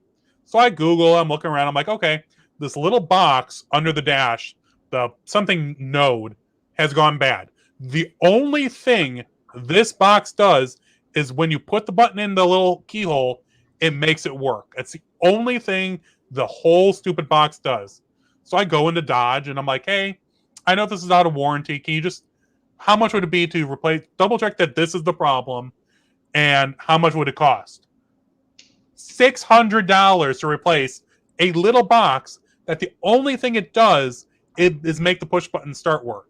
So you just pop the push button start out and you use the key. It's that simple, and it starts I've used it now for over 100,000, 200,000 miles only with no problem.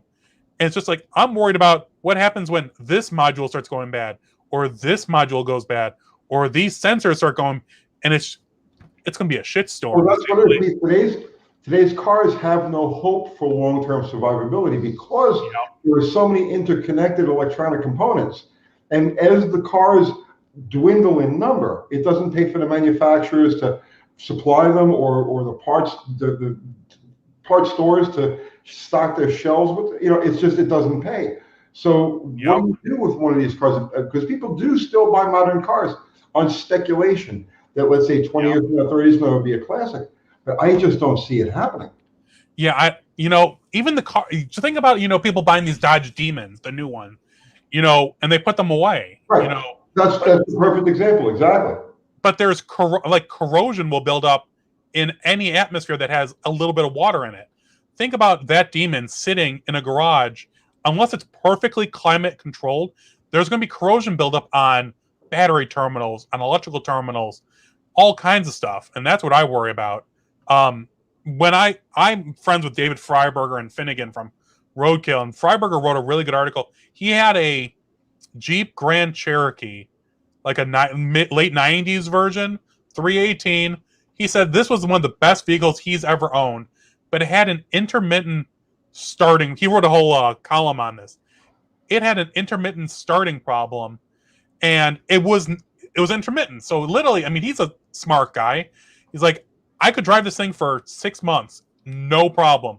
And then all of a sudden, every day for a week, it won't start. And you can never trace down what the problem is, because I'm sure it's a loose connection somewhere in the vehicle. He's like, my wife drives this car. So now here I have a car that has 100,000 miles. It runs perfectly good, but it's not reliable enough for me to give to my wife to use. So what's it going to happen to it? It's going to go to the junkyard eventually, here shortly, because people don't want, because it's intermittent. It's not going to work out. I mean, unless someone literally has like a computer sitting on their lap waiting for this to happen, how are you going to diagnose it? I mean, you can start throwing parts at it. Is it an alternator? Is it the computer? But I think he said he even did that, and it still was doing the problem. So you're going to get a glut of these new cars going into junkyards that run and drive perfectly well, but the electronics are just going to fail. Yep. And then they're screwed. It's the reason I got out of the regular repair business. Like, if you go back to the 1980s, in between doing magazines, and I would always go back to my shop at the house, I actually had the local Ford dealer in my area used to send me the electronic problems they couldn't figure out. It would take too much time for them to pay their A guy, so they would send it to me, and I would go through them. And this was like late to middle 1980s.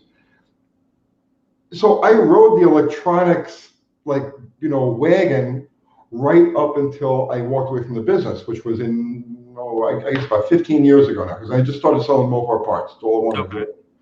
But it got to the point that I spent so much time diagnosing the intermittent problems. I spent more time taking customers' cars and cruising around with them aimlessly, waiting because it doesn't show up on a scanner. It doesn't show up on there's no diagnostic test for this thing. All you can do, and it's exactly like what Faber was talking about, it's not reliable. Okay, so even if it's a small problem, it only happens intermittently, you have to find this thing. And I got to the point that at least once a week, I was tooling around. I could burn a tank of gas, driving around aimlessly. I want to fix this car. I don't want to just drive around and burn gas. Absolutely. That was the end of it. I said, I can't do this anymore. I can't do this. It wasn't that it became too hard to fix, or it became too technically. I was into that. I enjoy the challenge of a puzzle. Right? No, absolutely. But like I said, your time is worth money, and you can't spend your time driving around hoping for something. Like I said, if you could if it was like a brake bomb, you hit the brake, that problem happened. Okay, you need new pads, you need the rotor, whatever. Mm-hmm. But like the electronics, like I said, you burned an entire tank of gas, which is multiple hours of work to find something that never happened, and then the next day you get in and it doesn't want to run. I mean, it's like that's what's going to happen to our car. You go back to the customer saying and then they get stuck with it the next day. Yeah. So, I don't know, man. The future is old cars and new cars being just the skin. They'll take the chassis, they'll take the skin, they'll gut all the electronics out of it, they'll put a crate motor in it, they'll put a conventional non-electronic control transmission, and they'll go have.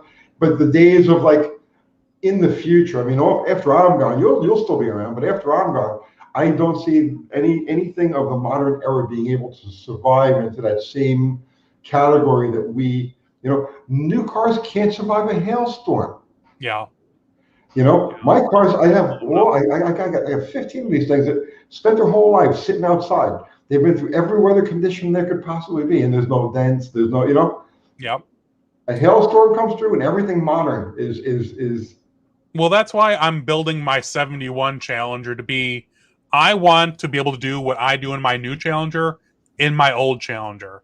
I'm building it to be, I am doing one electronic part is I'm putting Sniper EFI on it, but at least that's self-contained system. That is, if something goes bad with it, I can diagnose it within reason.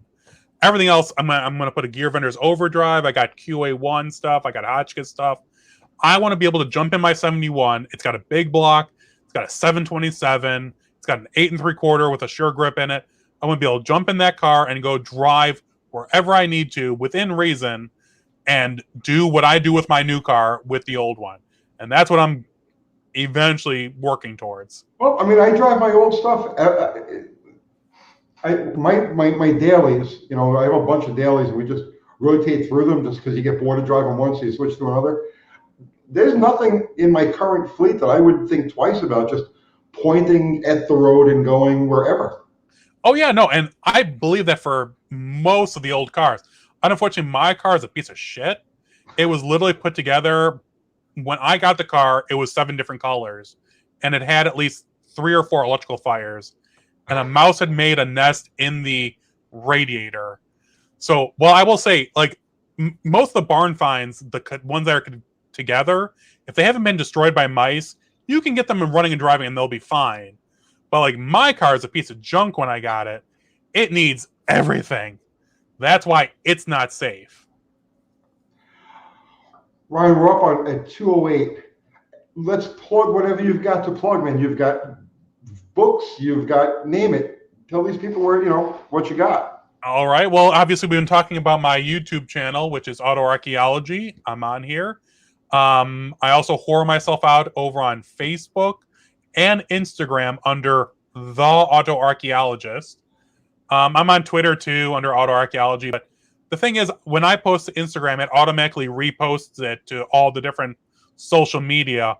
And I'm always on. I mean, I'm not always on there, but I'm on there every day, multiple times. So if anyone has any questions or leads or comments, you can reach me through a variety of different channels. And you have a couple of books, right? Yeah, I do. I have 2 books.